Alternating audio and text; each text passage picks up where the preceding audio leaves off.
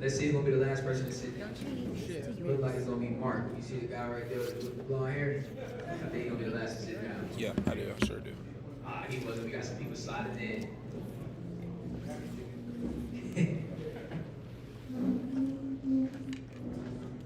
All right, live stream, we good, or we still need some more time? You Some more should. time, I can be comedy, stand-up comedy for a little while. If y'all want me to. I'm about. All right. I'm about to check you right now. What did the banker say to the business owner? Denied. Relax. You good? Yeah. Alright, perfect. So, this right here is going to be a little bit different. I'm about to check you right now. A lot of guys may just say, oh, that's the So I want to bring up people that have actually executed, right? That have learned. I talked about earlier, learning is having something new and then implementing those strategies, changing behavior, right?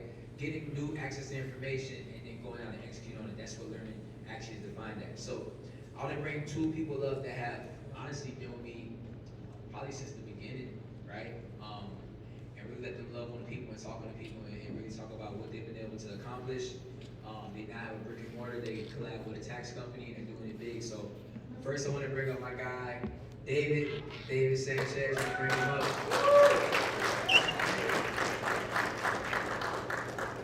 So my guy David, man, if y'all didn't know, he came a long way. Like, couldn't even talk to clients. I had to talk for him. Yeah, that bad. Couldn't make content. I literally had to repeat, say this, bro, in front of the camera. Say exactly what I say, and he repeated. But now he's killing it, man. He was able to quit his job. He's doing very well for himself, has a brick and mortar, and now he's executing like crazy. So just want to bring him up, and then we're going to have my guy, Hugo. Hugo, come up to the front.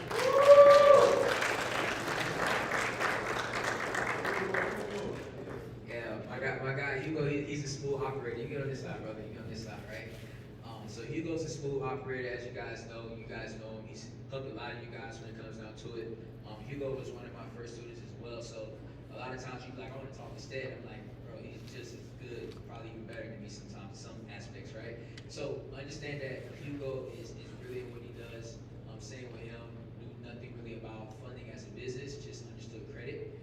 Both of them came into the academy, executed, and are now crushing it at a high level. So what I want to do at this time is we're going to take about 20 minutes to just go through their story, what's working in their business, so they can show you other ways that you guys can implement strategies that you can take in your business and get it to the next level. Sounds good?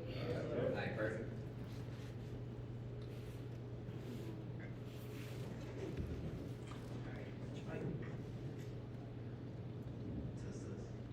There we go. All right, so I kind of said you guys' name already, but go ahead and let the people know what's your name and where you from. So my name is David Sanchez, and I am from Cali. So I live in LA. I'm born and raised there, and yeah, pretty much. Now you go. Same thing. Not too far off from David, actually. I'm in LA as well. Grew up there my whole life. Born and raised in LA, so I stay in California. Yep. LA in the building. All right, cool. So obviously we're gonna talk about funding and skills and game and give people gems. But I want to go back to the younger version of you guys. Before funding, David, what was you doing? I had a job, and I was trying to do Amazon FBA. When I say trying, I was doing pretty good, but I leveraged credit for it, and then I started learning it and realized that a lot of people don't know how to use it, and it's what ended up leading me to STEM. Perfect. And then Hugo, what were you doing before funding? Yeah, so before getting into this kind of business, I was a parent coordinator at a charter school working in the education system.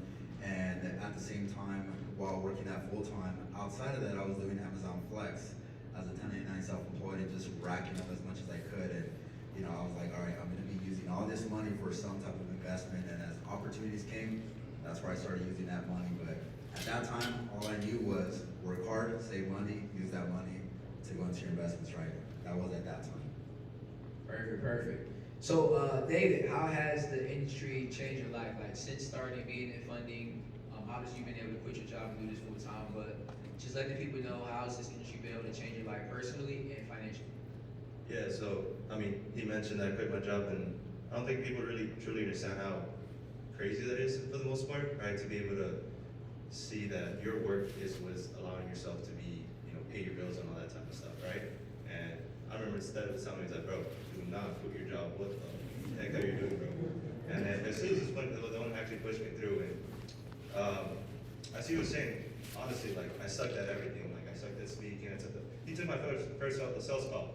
I was like frozen as hell. Like it was not working out. And I mean, but that got me to where I am now. And it's just interesting how much I've changed and how funding has helped me, not just as a businessman in general. As to be a better person, to be able to talk better. I couldn't even speak in front of people beforehand. Like I couldn't do anything. But it sounds dumb, but I just wasn't who I am now, and I love who I am now. Woo. That's what it's all about. That's what it's all about. So my guy Hugo, man, how has the fund industry changed your life on a personal and a financial level? Yeah, so before I going into any kind of business, and specifically this business too, I grew up family. I mean, business wasn't something that was generated, being done through everyone and anyone. I was actually the first one going into taking those risks and testing the waters into business, right? So this is unreal. This is uncommon. This is not something that is a reality in terms of my family. That legacy that they've created, like this doesn't exist, right? But entering this space and just diving in and taking that risk, but more importantly, believing in myself that something great can come out of those risks, right, has changed the whole perspective of how my family even sees things anymore. Because now, being the oldest one in my family and being one of the ones that went to college, thought I was going to go into law enforcement, which is what I studied for, and ended up in business and doing very well now. Doing good compared to some people in this room, but doing a lot better than other family members. It's just given me so much ambition and drive to just continue, because it's not really about the money. It's more about the impact of the type of new path that now I'm paving for the next generation to come. And because of this, actually, my brother, 19 years old, quit his job, went into business, now runs a dealership, and is just thriving in that too. So just seeing that small impact, like I didn't even know I was gonna create that, but just seeing that and seeing other family members ask questions, it just gives me that drive. So it's changed a lot, and money is just a byproduct of the value that you start to create it yourself and impacting others. So a lot. Yes, sir. Yes, sir. Now, there we go. Now we gotta talk that money talk, man. Once you started making money, David, what changed in your mindset? Like, how did your mindset change when you started making money? I mean, it's crazy because I was making just like $3K a month at my normal job, and now we're doing way more than that. Thankfully, thank God, thank everything. And the cool part about that was the fact that not only was I able to help people get what they need. Everybody knows that we do this because we're actually helping business owners. But the fact is, I'm able to bring in people like my brother who's right here and have him impact other people. Just be able to create, a different person, not just for yourself, but the people around yourself, like my family, and just being able to create value in general. I just think it's amazing that, do that for my little brother, right? That's what it's all about. That's his twin right there. So Hugo, man, once you started making some money, man, what changed in your mindset? Money is just a tool. Like, for the longest time, I saw money as like this high thing, put it on a pedestal and all this stuff, and I thought that was literally everything, because my family's hardworking and all they ever did was work hard for money. But at some point, entering this level, in this level where there's people that just use it differently, see it differently, it just literally became a tool where that is something that can just, and has helped me just elevate to the next level in mindset and growth and belief. And as long as we keep on investing into ourselves, right? I mean, that tool, that money, it just becomes, like I said, a byproduct, but it literally has changed a lot in terms of what I can do.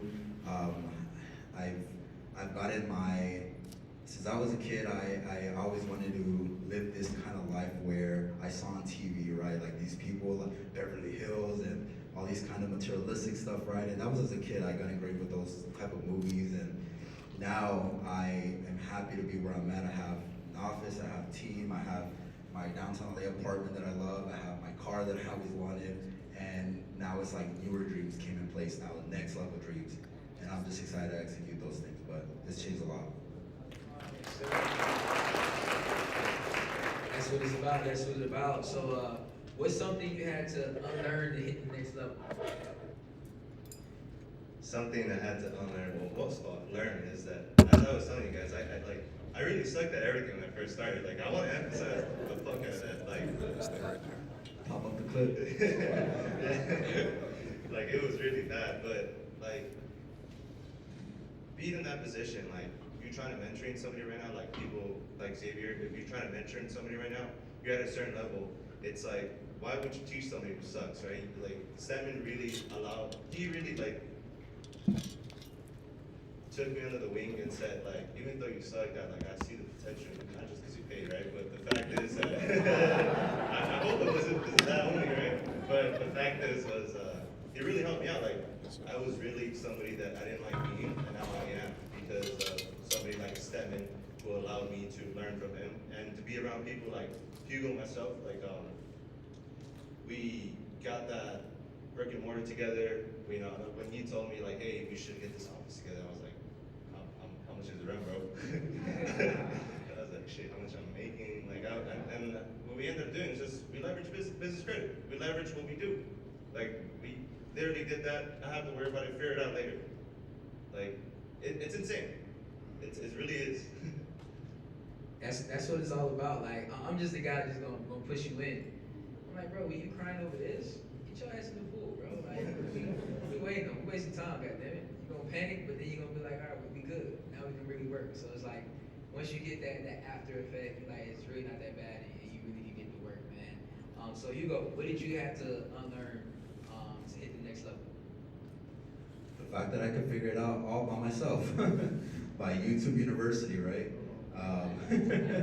Has anyone actually did that in the beginning, right? YouTube? Yep. So YouTube University, scrolling through like multiple reels, trying to get every single nugget from there, and just unlearning that process the majority of people are doing, and just really saying, you know what, like, you want to get to the next level, there's people in this space, go for it, go with your gut, go with your belief, and make it happen somehow, some way. So I had to learn to listen to somebody that knew a lot more than I did, and that wasn't, you know, through social media and Instagram. It was a one-on-one coaching. So ever since I invested into that mentorship with Stedman last year in March, from March to now, you know, you're probably 10 months or so.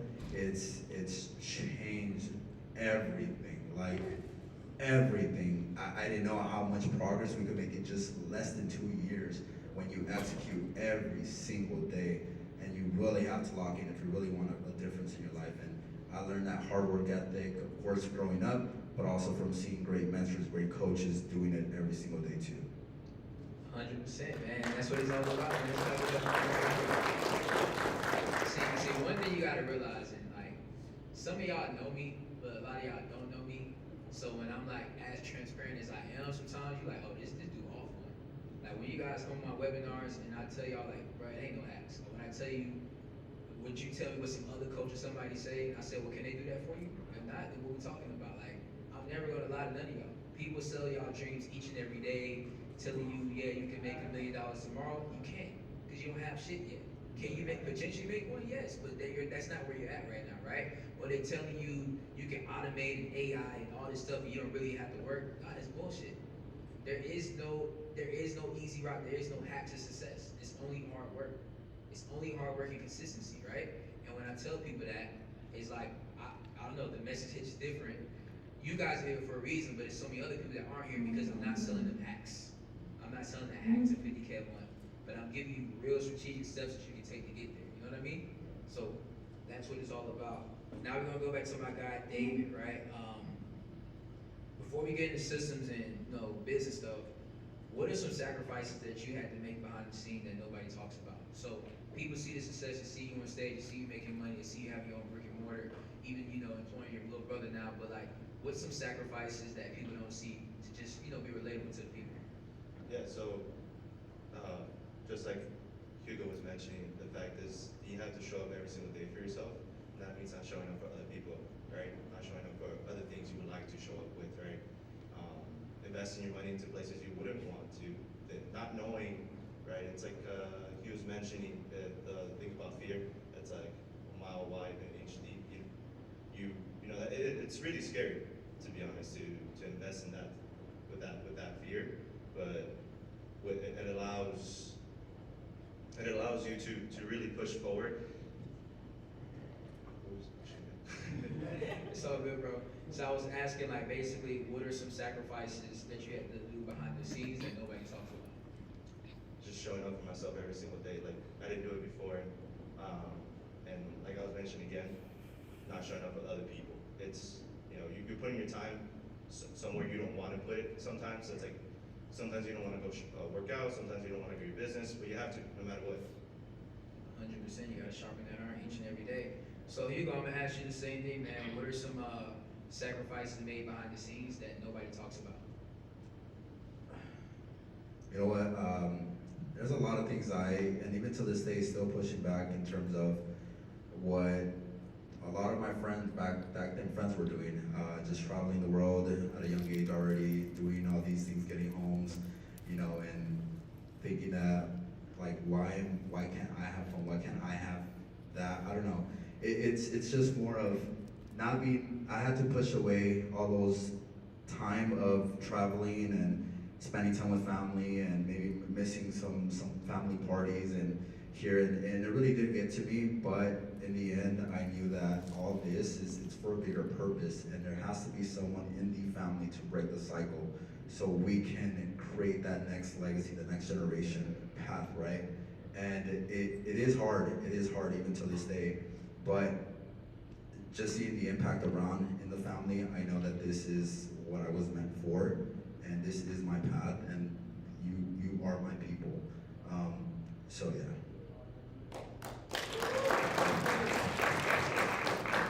All right, so now we're gonna get to the success, man. So you and David locked in the brick and mortar pretty early, right? You don't see many people with brick and mortars in the funding space, especially if you start off online. What made you guys want to do that, and what's been the benefit of that when it comes to closing deals and being able to secure clients?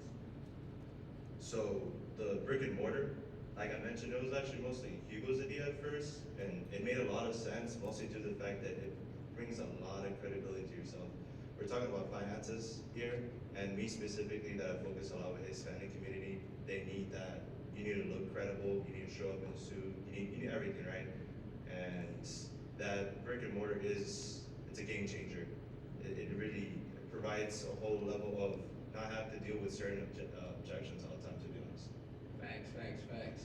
And then Hugo, I'm gonna ask you the same thing, man. So since it was your idea, what made you want to get a brick and mortar so early, and how has it helped you just with securing clients? Yeah, so one thing for me is the more risks I take, the more I get committed to it too, right? The more commitment there is in place to do more work, to figure it out somehow, some way.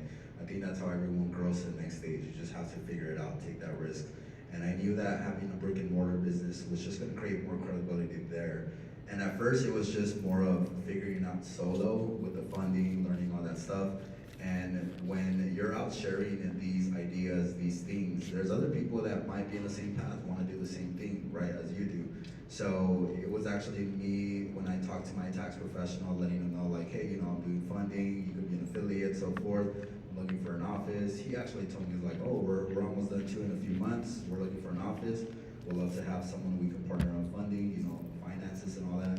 And I said, let's do it. So we started looking around and started looking at some places and we got a good spot and I was working with David a lot too. David would come over all the time. We would lock in, we would just keep each other accountable. And I told him, I was like, you know what, we've been growing together. We've been doing a lot of this stuff back and forth. Like, hey, like you're down, like let's go into the office space together. You can leverage it, I can leverage it, and just grow, right? Keep each other growing. And that's where the idea came about. I mean, through collaboration. And because of that, the square footage of the office is 2,000 square feet, a lot of space, really nice, already remodeled, and like I said, it builds a lot of credibility, just having that office space. So yeah, for me personally, that's a great investment I've made, and now I have my team in there too. That's perfect. That's amazing. I don't want you guys to overlook that, right? He said a lot, and I'm gonna break it down for you guys. So first, him connecting with people of influence, the tax office, right? They're going to send him leads automatically. So him just being in the same office space in the same area is going to allow him to naturally make more money just over the time of business, right? Another thing when it comes to productivity, having a sparring partner, right? He chose David. They both ran my program. They both ran funding. They both were literally at the same level in being able to grow and have an accountability partner. And a lot of us, that's what we need, right? We need an accountability partner in our life. We need an accountability partner in our business to help us keep going. Because business is hard, guys. I would never lie to you guys and say business is the easiest thing ever. It can become easy, but in reality, business doesn't become easy. You become better. You become tougher, right? And it seems easy. But business is always going to be hard. So having an accountability partner, having an sparring partner allows you, you know what I'm saying, to be able to get through those tough times. And then the last thing, man, it goes back to marketing. Dixie talked about it earlier. Some clients want to feel and touch stuff. And who are the clients that typically want to feel and touch stuff? The older generations, being transparent. Us, we young, you can be on the internet, you look legit, I'm gonna send you my money, right? But sometimes the older generation, they want to feel and touch stuff. So if you're looking to get more established business owners, people that have been in business, maybe having a brick and mortar can help you with that. And it'll push you to go and make more money because, you know, rent ain't cheap, you know what I mean? All right, perfect. So next question I want to ask you, Hugo, you built the team fast, right? You built the team fast. How'd you go about hiring, training, and getting people to buy into your vision? I mean, from the coach, if the coach is doing something that's working, that is generating revenue, it's growing, right? At some point, you know, I would say I have to do the same thing. I have to follow those footsteps for me to get to that next level too, right? At the beginning, it was just solo, like getting your feet dirty, right? To getting that tough skin, building out those rejections, and that's what everyone's journey should be in the beginning first, right? Once things start flowing, okay, now we got things rolling, we understand this process, let's delegate. We need to start delegating to scale, right? And from seeing what he did, you know, at some point it made sense. I was like, okay, there's more things coming in, more people are asking this, I don't have enough time for this anymore. How did you do it, right? Asking that question, reaching out to him instead of me trying to figure it out, right? Leverage your coach. Started teaching me, right, how to leverage it, how to delegate stuff, and now we're a team of about 10 people. I got two Americans inside my coordinator, my personal assistant. I got my business filing expert, and then I got some VAs too. But yeah, just really on that. Let's go. They gotta clap it up for that. A team of 10 in a year is crazy, right? But it can happen. That's why I tell you guys, like, success doesn't have an age. You know what I'm saying? Success doesn't have anything. It's just information and resources, and how fast are you gonna execute on the information? You guys all that are in the academy have access to the same information. I promise you, I'm not holding anything back. I'm not giving those secret sauce that you guys always have access, that you don't have access to. It's literally people that execute and people who don't. All right. So we're gonna move on. Both of y'all are bilingual and tap into the Hispanic market heavily, right? Right now, how that's helped you, you know, dominate that niche, and what, you know, others can learn from it, right? Yeah, so the Hispanic community is huge, especially out there in California. And like I was mentioning, the brick and mortar it works perfect for it. And you being able to connect with them in Spanish, it's something that like, well, how many can you speak Spanish here? Like for the most part, to a fluent level. You guys feel like you guys can close somebody? Más o menos. Más o Más o menos. menos. It's like you could get there if you know Spanish, if you want to take it to the next level, or you could have a person who's closes in Spanish, right? You don't have to be the one to do that. Thankfully, I can do that, but it allows for you to touch the people specifically. Like I want to give you a very specific profile.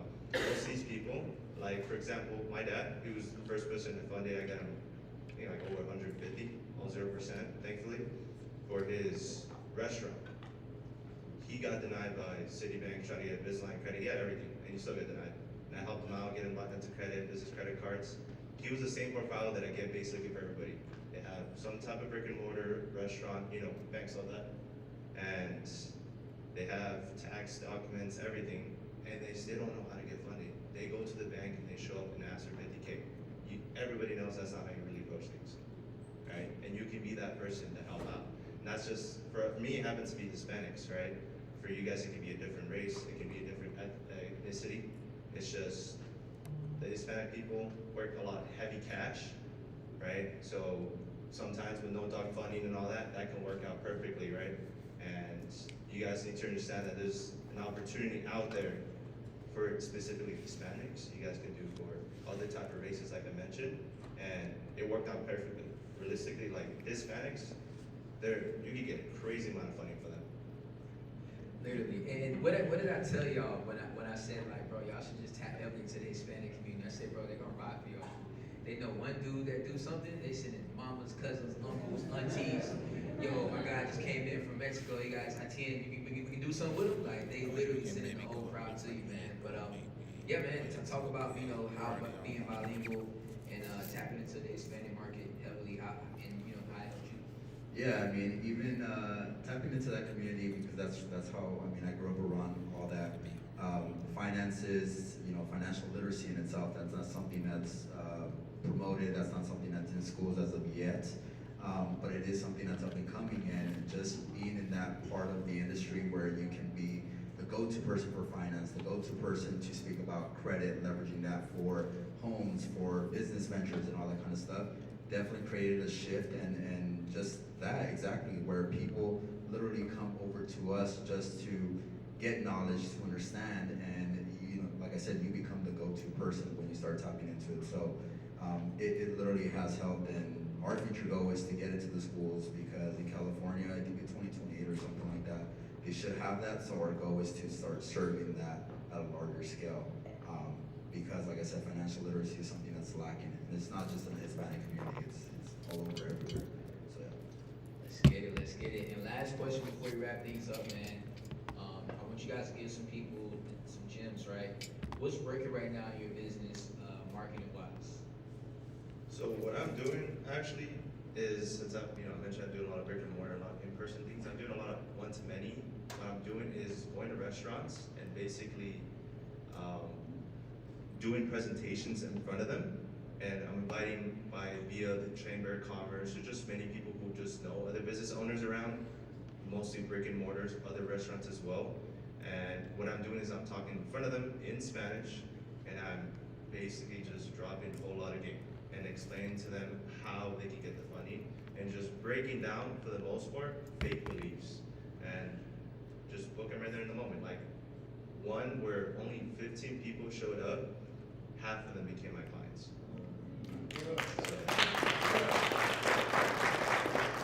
That's what it's about. And then you go, man. So what's one thing right now that's working in your business from a marketing aspect?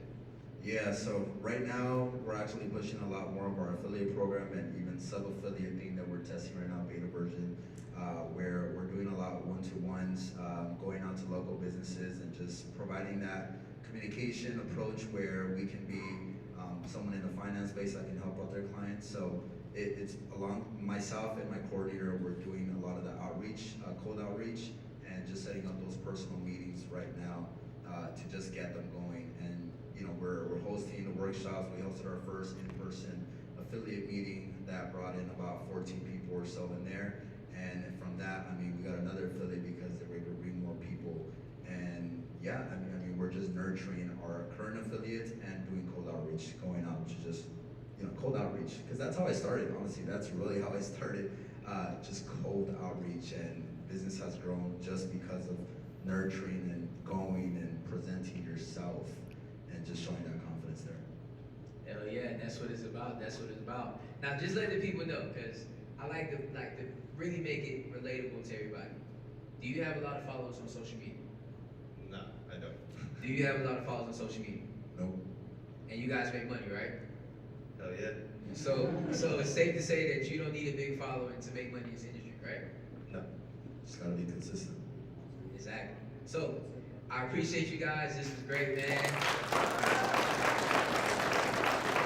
Let's keep it going. Can we get a little flick real quick, guys?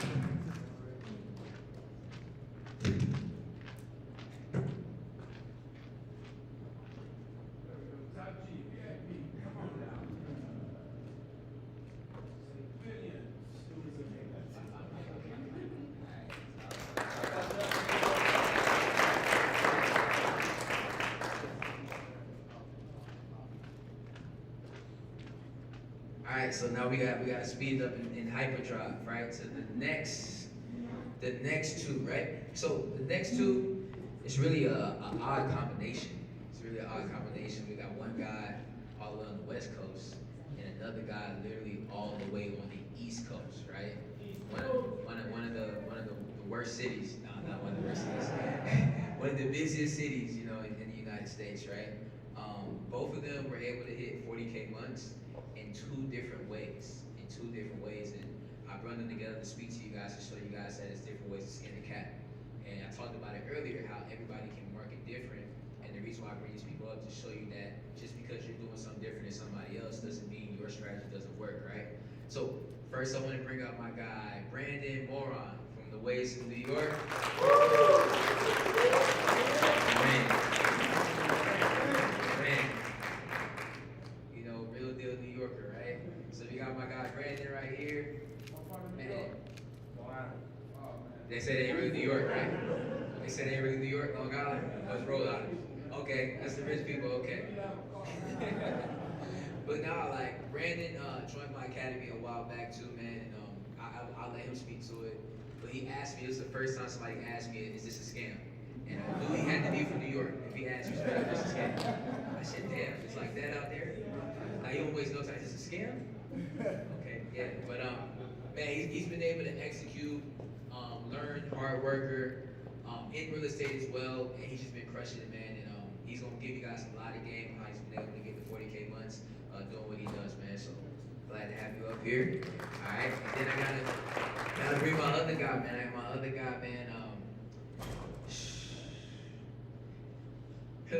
What can I say? He's just an executor, man. Like I tell him all the time, like it's not many people built like us. He's somebody that I see a lot of myself in. Just relentlessly executing. Like literally, if I tell this dude to do something, he's doing it the same day type shit, right? Sometimes he has me on my shit. Like damn, I need to make sure you know what I'm saying. I'm doing what I need to do. So this guy has been killing it, crushing it. He's able to get the 40K months with literally like two people, him and a setter, right? Just being able to outwork the competition and doing more. Like I told you guys, right? You don't need a whole bunch of systems and everything to make money if you have the right strategy. So I want to bring up this guy, man, able to get the 40K months and got himself a brand new Lamborghini. We got my guy, Alex, man.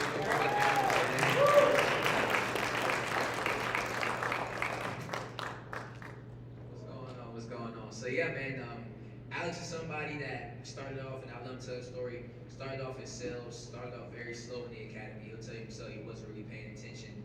But once he got serious about it, he got serious about life, started showing up the calls, started doing everything, started executing, and was able really to kill it. And like I said, man, what, 27, right? Yeah. 27 and got a brand new Lamborghini. How many people got a Lamborghini at 27 years old? And they ain't a rapper or an athlete. You know what I mean? So it's amazing, man. And we're gonna give y'all some game. Both of these guys hit 40K months in different ways, and we're gonna get down to it. So let's get it. All right, so we're gonna start things off with Brandon, man. Let the people know where you're from and what you were doing before funding. Yeah, so I'm from Long Island, New York. I was doing real estate before funding, but kind of doing a little bit of real estate. Honestly, I just quit my job when I started funding, so yeah. 100%. Now we're gonna go to Alex, man. Let the people know where you're from and what were you doing before funding. Yes, sir. So my name is Alexander Barajas. I was born in Mexico. I came to the United States at age 5, and now I moved to San Jose. Now I'm in Fresno, California, so Central Valley. Before I got into funding, I was working as a headhunter, as a recruiter. So I would pretty much contact people every single day, offering them a better position. Yeah, and that's where I was at before this. 100%. How has funding changed the way you look at money? I'll start with you, Brandon. I mean, I came from a background where my parents never really had money. We had a house, but that's all we had. Faced foreclosure almost a couple times, and funding really expanded my mind on there is more out there. I remember when I started getting a bunch of credit cards, my dad's like, what are you doing? You're gonna mess yourself up. And now I'm at the point where I'm just leveraging the debt and making more money off of it. 100%. If you understand that recipe, you're always gonna make money. Use the bank's money to make money. Now I'm gonna ask you, Alex, how has funding changed the way you look at money in business? crazy. Funding, it just gives you so much leverage. It allows you to take opportunities that you wouldn't be able to take if you didn't have that funding in place. A lot of us might have ideas of how to start a business or something that we want to do, but we just lack the funds. You leveraging credit, getting access to that money, and at 0%, you're able to make that investment and start learning right away. You don't have to waste years, months trying to save this money up to actually get into what you're trying to get into. You can get into it now, and you can start pushing ASAP. So funding changed my life because I was able to leverage it to get to where I am today. And if you look at it, like Seth said, right, the USA, we run off debt. If we know how to use debt correctly, we're gonna make more money off it. So why not take that advantage of that same system and get ourselves rich? Yes, sir. Yes, sir. So we're gonna go back to Alex. Then I'm gonna jump to Brandon. Alex, you were able to hit 40K months, really off of DMs and affiliates. Can you kind of break that down step by step, how you do it, and kind of how your day-to-day looks with that? Yeah. So, one big shout out, Xavier over here inspired the fuck out of me to chase affiliates because I know Xavier be killing it, and I know when he dropped the game of affiliates being something that helped him too, I was like, I need to lock in on that. So, one thing that I implemented into my business, because here's the thing, my background, again, I was a headhunter. So literally from the beginning of the day, I would hop on phones and call. Every single day, I was calling people that were cold leads, warm leads, so I had to start the conversation. And I'm good at like just repetition. That's why it's like if I know something and I know what to do, I just execute. What I saw as a recruiter that got me success there was the fact that I was just pushing out so much volume. So I said, hey, how can I do this in my system, right? Because I don't have just a bunch of leads I can call. When I was working there, I had leads, I just call them. I was like, you know what, let me contact people. One of the ways I decided to do it was by getting a DMer, that's what I call it. Literally hired a VA, gave them access to my Instagram, and then they literally, I tell them the niche that I want them to target, and then just send out a message, show some love. So what they'll do is they'll hop onto their page, like the first 3 posts, even comment, drop a fire emoji, just something to show that I'm coming, because you see all those notifications popping up, like I'm about to text you. Then they will DM them, and the script is broad. It's literally just showing love, like, hey, came across your page, loving what you're doing, want to see if we can connect and add value to each other. From there, some of them will message us back, some of them won't. It's a volume thing though, and that's what I learned coming into this. With the DMers, we shoot DMs 20 a day on IG, 20 on Facebook, 20 on LinkedIn, 20 on TikTok, so we're hitting like 80 people up a day. And 80 people a day, times 5, that's 400, times 4, 1,600 people is what we're contacting per month. Conversions aren't the best, but you guys know in the funding industry, we get one client, we can make 10, 15, 20 G's. So like for me, it was worth it. And it's crazy because literally we were just analyzing, there was one person we hit when I put this DMer in their position. Literally like 3 weeks in, we hit up somebody in the real estate field. We told them the same thing I just told you guys. Love what you're doing, want to see if we can connect and add some value to each other, support each other's business. They were down, we hopped on a call. They said, hey, I don't need this, but I know somebody that does. 2-3 days later, they put me in contact with 2 leads. One of them is a mom, one of them is a friend. The mom, told her everything about what I do. The funding was not interested at the moment, but the mom hits me back up in 3 days, and she's like, hey, Alex, I want to do this. 2 weeks later, we cash collected $18,000 just off her. So it's crazy, like this employee, I paid $250 a month and they generated me $18,000. And that was a deal I got, but it's not to exclude how many other entrepreneurs I get to meet too, because a lot of times, like, it's the relationships that are gonna keep bringing you business. So that's why I invest so heavily into that. And that's just one thing I did, leveraging social media and DMing to grow my business. That was amazing. Did he give y'all strategies I can implement right now? Did it cost him a dime to do any of that? Takes more people. Cost him effort. That was Nice, it. Bernie. Let's get it. Let's get it. So my guy Brandon, man, I know that you're in the real estate space and you leverage that a lot because even before he joined the academy, I told him like, bro, you already have an audience. Like you already are dealing with people that see the value in credit and want to get a home, or you're dealing with investors that see the value in money and need more money to actually like invest into real estate, right? So kind of tell the people, one, how did you being a real estate agent impact you when it comes to the credit and funding business, and kind of what you're doing in business that led you to your first 40K month. Yeah, I think having experience as a professional is very, very important, because had I not had that experience, I wouldn't be where I am today in credit. But also, I had a crazy network already. I already had 200 agents in my office, so every time I went to a networking event, I just talked about credit. I actually bought my first real estate property with credit. I leveraged private money, credit cards. I literally was 100% debt for that property, and I just used that case study, and that's exploded my business. Like, I use that for my videos. I retarget people when they watch my videos on real estate, and it's also more so of a goal target. We talk about credit, we talk about fixing credit, we talk about leveraging credit, but when you put a goal in someone's head, like, hey, you can purchase your first fix and flip with this, or you can purchase your first rental, or you can use this money to grow your real estate business. When you attach a goal, that helps you sell 100%, right? Outside of just talking about credit, because we all love to talk about credit, but we need to talk about what that person's goals are. Do you want to make passive income? Do you want to make 50K off of this flip? How are you going to get there? Credit. So that's honestly what's helped me, and honestly just my network. Just like last month is when I really started doing paid ads, but my 40K month was all organic and affiliates. That's it. Posting on social media, people that said no to me at first, I kept posting, they reached out to me, and I closed them. That's what got me there. Let's get it, let's get it, let's get it.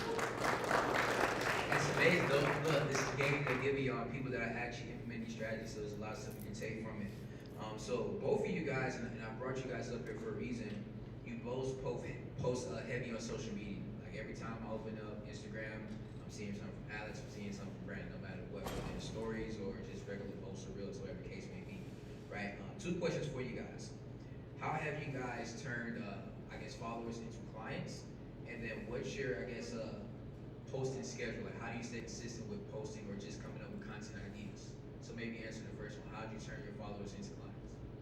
Yeah, so for me, it's just posting a lot in terms of, like, I don't post a lot on my reels, which I should be, and that's what I'm doing now. But posting on your stories and showing up every single day, being consistent at it, that is the number one thing. Because I can talk about credit. Like me 6 months ago, I was talking about credit, and they're like, oh my God, this guy's doing real estate and credit. Like, he doesn't even know who he's talking to, right? But now, I'm posting about credit, I'm showing the cars that I buy, the places I go, certain things that got me to the position that I'm at now, and now is that I'm seeing the fruits of my labor. 100%. And then while we're on that topic, let people know, how do you come up with content ideas, or at least like staying consistent with just posting, even on your stories? Stories is just creative, what I'm feeling in the moment. I like to travel a lot, so I use that as leverage, because when I'm home, I'm home.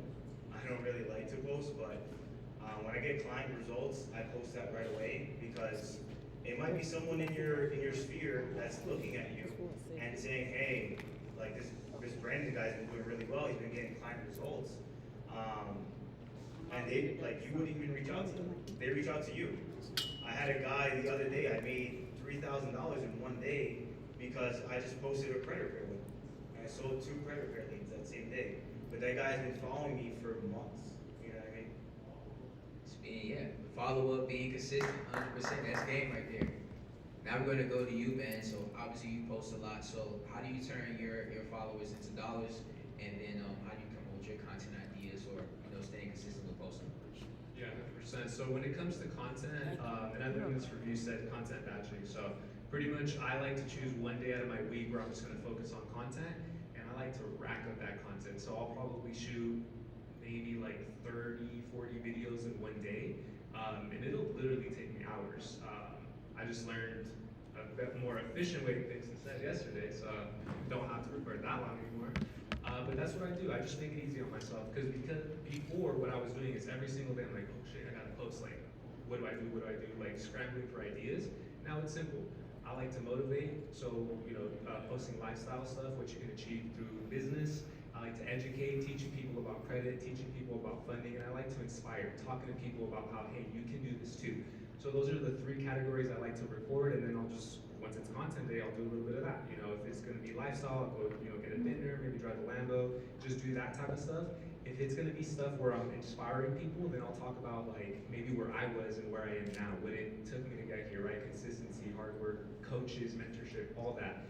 If it's education, then I'll literally just sometimes fly off the dome on like ideas of tips and tricks. Now I'm starting to implement ChatGPT a lot to like help me structure those ideas and be more efficient. But literally just a content day. Don't overthink it. Don't try to make content on the fly. Just choose a day, lock it in, get all your content. A lot of times you get enough content for the next 3-4 weeks, and if you stay consistent with that, bro, you're always gonna be ahead because you just have so much content to release on a slowly basis. And that's for posting reels and posts. When it comes to my stories, I like to post what I'm doing. If it's something that requires discipline, maybe it's hitting the gym, maybe it's posting meal prep, maybe it's client wins, like all that stuff that is good and adds value. I like to post that. So sometimes like my stories will be all day. I'm just posting.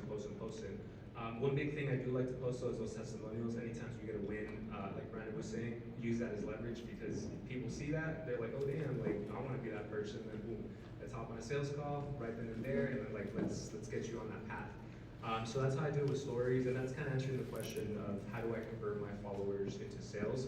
If I post testimonials, people hit you up. They see that. So once they see that you're doing what you say you're doing, they want to be part of that. I'm big on let's hop on a call right now. Before, I used to be like, I'm gonna send you my link, book it, I'll wait on you. And now, like, we're trying to talk right now. So I'll literally try and call them on the spot, and like sometimes they're not gonna pick up, and that's okay because I'll send a follow up like, hey, you could pick up the phone, it's all good, just book the time. But if you take control and just try to close like right then and there, it shows you're serious about business. And it moves the needle because I'll tell you guys, there's clients that I'm pretty sure I lost because I was moving too slow. I was just like, hey, I'm gonna let them come to me rather than coming to them. And at the end of the day, like you also get to weed out your yes or your no quicker. Why are you trying to like think about, I wonder if this is a potential deal? Let's figure out right now if it is or not. So that's what I do. And then last thing to add on that, when you're posting consistently, people know you're doing what you're doing. Because when you just show up once a week, maybe twice a week, it's like you come and go. But if I'm always posting, bro, you're always thinking of me. If somebody talks about creditor funding, you think of Alex, creditor expert, Instagram now, but you know what I'm saying? So it's like if I'm always in your face and the opportunity comes, I have a chance of you thinking of me. So that's why I'm always like posting on a daily basis. So yeah. That's what it's all about. That was a lot of game, bro. That was a lot of value, man. one thing I want to ask. Yes, sir. Clap it up. Clap it up. One thing I want to ask, right? So, obviously, Alex, you got the Lamborghini. I got Brandon got the Corvette, right? Has those cars brought y'all more business? 100%. Explain them. Don't just say it. Explain. So when I bought my car, you want me to give you the real or? Okay. Bro, we also give it real. So when I came to Vegas, I visited his dad. He let me drive his Corvette, and I FaceTimed my dad. I was like, this is low-key possible. At the time, I wasn't making like crazy money or anything like that, but I was in the credit business and real estate. I had no savings, to be honest.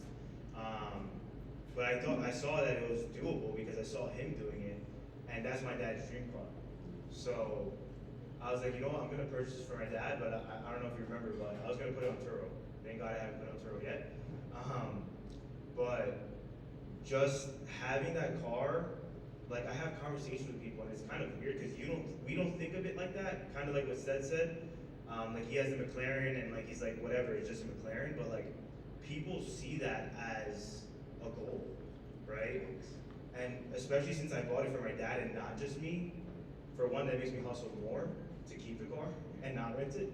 But also, they're like, wow, you did that for your dad. Like, that's a goal of mine. I always wanted to buy my parents a dream car. Or you have a Corvette, like a brand new Corvette. Like, what are you doing? Like, how can I get in the room with you? I didn't think it was going to give me so much business, but I think I remember asking you when we were driving back, I was like, does it really give you business? Because I'm a car guy. And I just did it, and it 100% gives you business. Hey, let's get it. Step it up. So go get your Corvette. All right, so Alex, man, so you went big, bro. You went big with the Lambo. That's a rare. That's 1% activity, man. So Does that bring you business, man? Give the people the real. God damn, it does, it does. And it also just gives you like crazy relationships, right? So, to a lot of points that Brandon just said, like, yes, when you're driving a dope car, first off, you already got eyes on you. So, like, right there is marketing itself. I've been a little bit slow to put my logos on the Lambo, but I'm ordering them, so when I'm back in a week, I'll have them on my car now, right?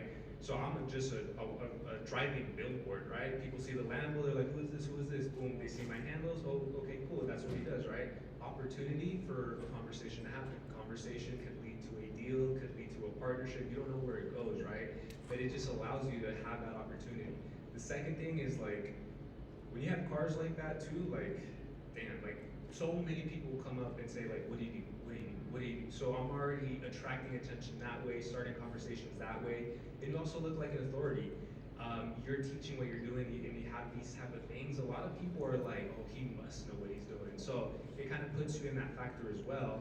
And then it just gets you in the rooms where you can just be around other people with supercars. And I mean, not only is it hella fun, the other thing is just like, you know, all these people are also high level individuals. Like, these are people making a lot of money in different industries that now you get to build a relationship with, you get to learn about how they do their business, so you can get some golden nuggets from there, apply it to yours. And it just, the opportunity, I think opportunity with supercars, dope cars is there. You just have to leverage it. You have to use it the right way. You can, I don't recommend to buy a car if you're not gonna use it to motivate you, if you're just gonna leave it in the car, or in the garage, sitting pretty, you know what I'm saying? Like, you gotta be out there showing that, advertising that, and letting it bring the business. But the biggest thing is, yes, it does bring deals. One of the people I met in the supercar community, he became one of my clients. He paid me $3,800 for a quick cash loan. So it's like, people are gonna come to you because you're in their network. And a lot of these people don't even know how to leverage credit to get into supercars or even use it for their business. They run off so much of the actual revenue they bring in. So you become that credit expert for them or that funding expert for them. So yes, brings you business 100%. Facts, facts, facts. Good job. You gotta get some deals, man. Last thing before we wrap this up, man, is if you could talk to someone chasing their first 10K month, right? What advice would you give them right now? I'll give them, for one, consistency and focus. It sounds so redundant, but I was a person doing 3 things at one time. I was doing a fix and flip, I was doing real estate, I was doing credit. I didn't have my first big months until I said, you know what, let me focus on this one thing. To give you an example and like actual numbers, in May I made, it was 18,000 or like 20,000 in credit, and real estate was only 5,000. Credit, I saw those leads in the same month and I closed those leads in the same month. Real estate, I was with those deals for 6 months. Wow. So I was like, you know what? And I love real estate, and I went there because that's my dream, is to be in real estate, be an investor. But I was like, you know what? Let me turn this side off to focus. Once I focused, that's when everything changed. 100%. Like, it sounds so redundant, but I would recommend that to anybody. It's like, if you're like, kind of like what you said, if you're doing Turo, if you're doing real estate, you're trying to get passive income, like, no, just focus on that business that's gonna generate you the most revenue right now, today. 100%. Let's clap it up for that.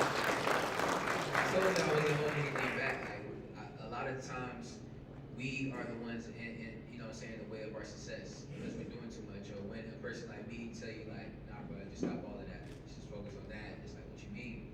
Because society or the people you think are successful are telling you something they never done before. People that are not millionaires are telling you to have 7 streams of incomes, while millionaires are laughing like, no, like, you need to focus on one thing. Once you build that one thing, then you can diverse your portfolio. Do you know why billionaires invest into real estate? Does anybody know? Taxes, right? Yeah, they're not fucking flips and flippers. It's for taxes, right? So when you see, oh, a millionaire is doing this and he's in real estate, yeah, he's doing it to lower his tax liability. But people don't understand that because they don't have these type of conversations.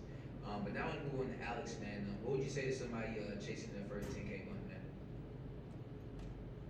Yeah. Locking in and saying no. A big one for me was saying no, because me, I went to college, joined a fraternity, partied a lot.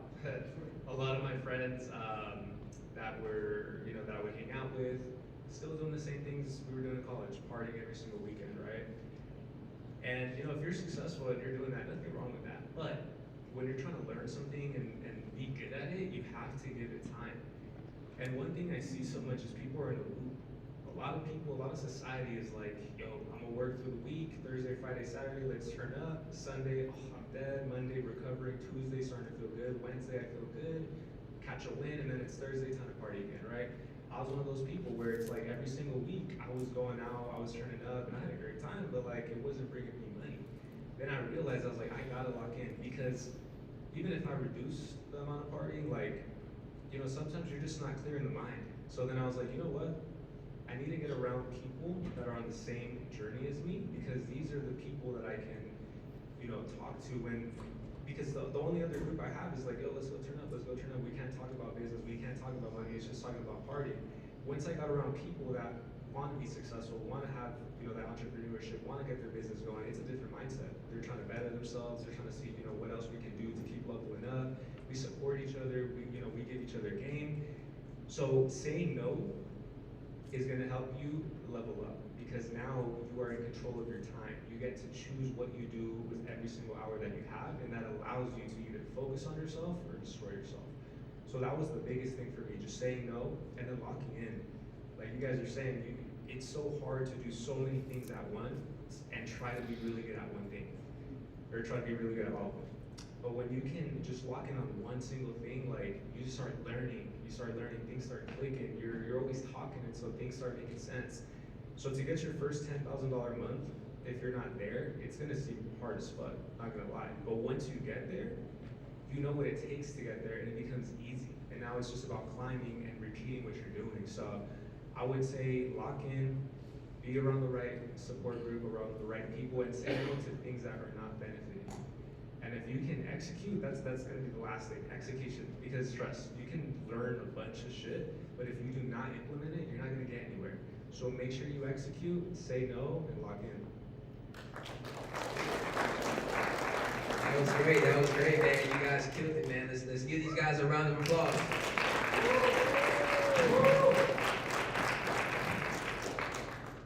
Let's get a pic real quick.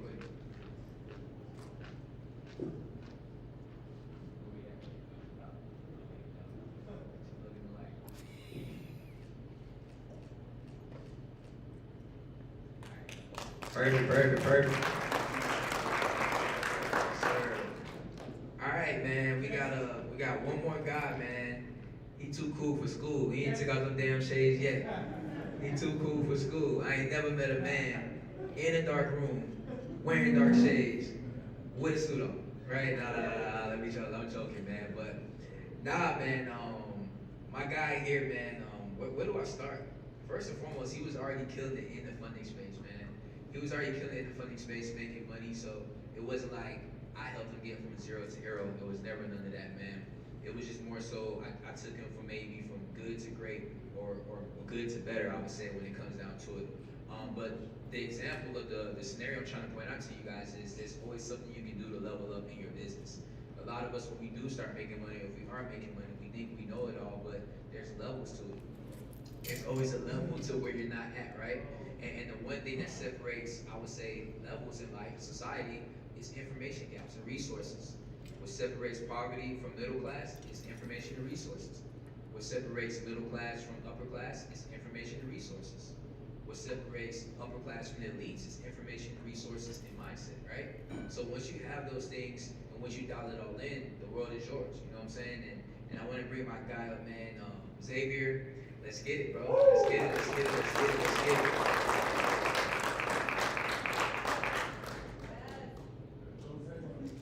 You gotta get the water, you finna get that game. What's going on, man? But like I said, this is somebody that's really killing it in the game, really doing that at a high level. Somebody that I stamp, that a lot of people in the space is stamping. He has multiple coaches, right? And that's why I said it shows you that you can always learn something new and elevate, man. And We're gonna have that 7-figure talk, man. 100K months ain't no joke, so we're gonna have that 7-figure talk, man. Let's get it. Let's go. So first and foremost, boss, obviously the people know your name, but let them know where you from and what were you doing before you got into the credit and funding space. All right, awesome. How you guys feeling tonight? Or today, not tonight, but all right, awesome. So my name's Xavier Ortiz. I'm the founder and CEO of Unified Impact Group LLC. Before I got into the credit space and funding, I was actually in the military. So I was a captain in the Army. I ended up getting out of the Army, doing some contract work in Afghanistan for 2 years, and then came back home, started working for the state. During that time with the state, a whole bunch of crap was happening, right? Which put me in a position where I had to resign my position. So I had to resign. I'm a single father of 2. I have a 17-year-old daughter and a 13-year-old son. I'll never forget when I resigned, I pretty much went in a room. My income dropped 66% when I resigned my position, right? And it put me in a situation where I had to grind it out, right? And one of the conversations that I had with my son was pretty much like, hey, you want me to go back to work? And he was like, nope, I'll be like, Dad, no. Like, I don't want you to go back to work. I want you to be here with me. Like, and this was during COVID, right? When everybody was locked down and we were inside homes. So, you know, that's when I jumped into Recession Proof. Obviously got a lot of information there. I think the biggest blessing about joining Recession Proof at that time was the network.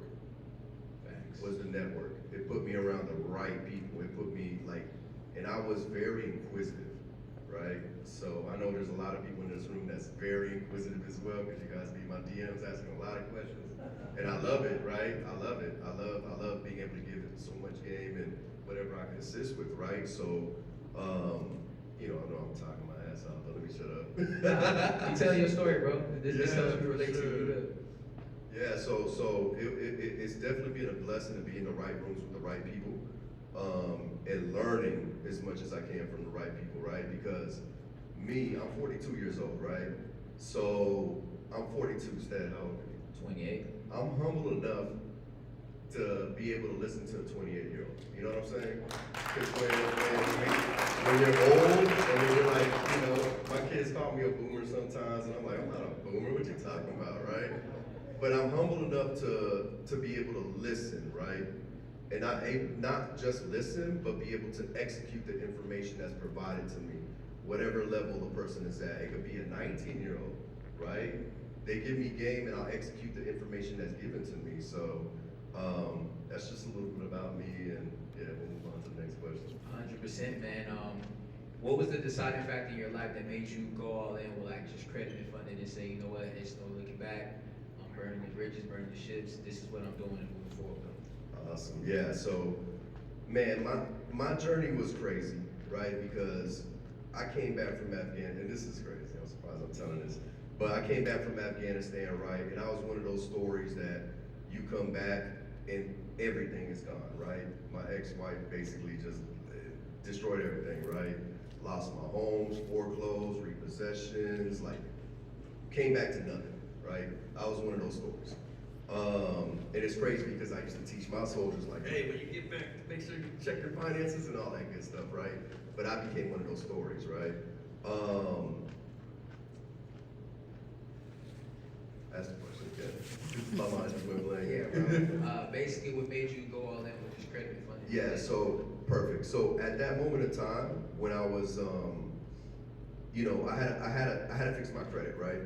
So I ended up hiring somebody to fix my credit, and guess what they did? They took my money and disappeared, right? I don't know who out here had that situation happen, but it makes you very skeptical to hiring other people to do the work for you, right? So I understand people that come to me because I was one of those stories that, yo, somebody took my money and disappeared, so I relate, right? But it put me in a position where I had to learn the credit game, right? And fix my own credit. And once I started, you know, sharing stuff on social media, a lot of people just started writing me like, hey, you know, how much do you charge? And I'm like, man, $200. Like, I don't know. I don't know how to charge, right? So 200, 500, I don't know. And people just started utilizing the services. And basically I just went all in, right? Once I started generating, you know, $5,000 a month for credit, it basically substituted some money that I was making with the state, right? So I was kind of like, okay, I'm matching the income that I was making with the state, doing a couple of clients a month. And then I was like, okay, let me just grab some people. I know some realtors out there. I know some general. Let me link up with them, see if they'll provide me some clients, right? And let me do their credit so we can put people in homes. And that's where I started just taking off, right? And making 15, 20, 25,000 a month strictly off credit repair, just, you know, helping out a lot of the mortgage brokers, realtors, general contractors. They were providing me the leads. I wasn't having to go out there and talk to nobody. They were giving me the leads, and I'm like, man, this is easy, okay? So, you know, it put me in a position where I had to jump full force in it because now I started substituting my income. I started tripling the income I was making with the state, and it just made sense, you know? Facts, man. How has business changed your life? You know what I'm saying? How has your life changed from, I would say, being in the military, coming home, working for the state, to how's life now, man? So how's business changed your life? Bro, it's changed my life drastically. Like I hear everyone's stories in here, right? You know, we didn't grow up with money, right? Like my parents, I'm Puerto Rican, right? So my dad didn't know Spanish, didn't know English. He joined the army, right, to make a better life for us. So he didn't have the knowledge and the skill sets to be able to teach me anything. So I had to basically, like, that's why I'm so hungry for information, bro. Is because I didn't have somebody that could pour into me, right? And one of the things that I always tell my kids is, listen, the reason why I'm out here meeting people, networking, getting around the right rooms, around the right people is because I don't want you to be in the position that I was in when I was your age. I want to be able to provide you a network that I established for y'all, right? And it's kind of like, if you want to get it, I don't know what y'all want to do in your life. If you want to get into real estate, I know multi-millionaires that do real estate. I'll connect you with them, they can coach you. If you want to become a mortgage broker, I'll connect you with them. If you want to become a life insurance salesperson, I'll connect you with the best one that I know, right? So just building that network, but it's basically been life-changing for me because I've been able to surround myself with so many people. So not only has it impacted my life financially, but now it's impacted my children and their children, right? So it's leaving that legacy for them, and it's just changing everything. So listening to Hugo's story, just everybody that came up here, we all had similar stories, right? And it's just, we just gotta grind it out and execute on the information that we get from you, bro, so. 100%, that's what it's about, that's it. Let's level it up. So man, now we're gonna get down to the seven-figure talk, man. You don't post much, right? And anybody that follows him knows he ain't posting much. So I know I have a lot of people that came on talking about content and stuff. You ain't gonna catch my guy with too much content, right? The most you'll get is some stories out of my guy, right? But you was able to get the 100K months, man. So what's your secret to do that without posting much? The biggest secret is networking. Networking, right? Being in the rooms with the right people and just shaking hands and being able to touch people, right? Because, you know, you could be on social media posting all day long and meeting people, which obviously that's gonna bring you, you know, income, but I like actually doing business face to face and talking to people. So it's kind of like if I'm touching you, we're connecting, you get to know me, I get to know you. Okay, how can we benefit off each other, right? And it becomes a win-win situation when you start having those money talks with people like, hey, okay, you do real estate, well, I do credit and funding. Let's work together and make something happen, right? Let's make something shake. I can help you make money, you can help me make money. We can put people in homes, we can change lives together. Let's make an impact, right? So that's why I named my business Unified Impact Group, because it's like we're all unified to create impact together, right? But bro, like the biggest thing is networking, man. Like you won't catch, I'll post, I know, man, y'all be telling me all the time, hey, I need you to post, bro. You need to post more, man. Like you're getting a lot of organic clients, but bro, if you were to just to post and push ads and do all that, you're gonna take it to the next level, right? And that's where we're getting to too. Like, you know, that's conversations that I have with my team all the time because I was one of those guys that was doing all the work, bro. And I don't know how many people are in here right now that probably feel overwhelmed because they're probably doing all the damn work. All right, you raising your hand, right? Who's putting in all the work right now? Raise your hand. All right, so you're putting in all the work, right? You're the person doing customer service. You're the person doing the 5 positions that Stan put up here. Yo, you're the affiliate manager. You're the customer. You're doing the CR. You're putting the inputs. You're doing the customer. You're handling freaking the people yelling at you and getting on you about what's the status of my credit? And you're like, man, chill, like calm down, right?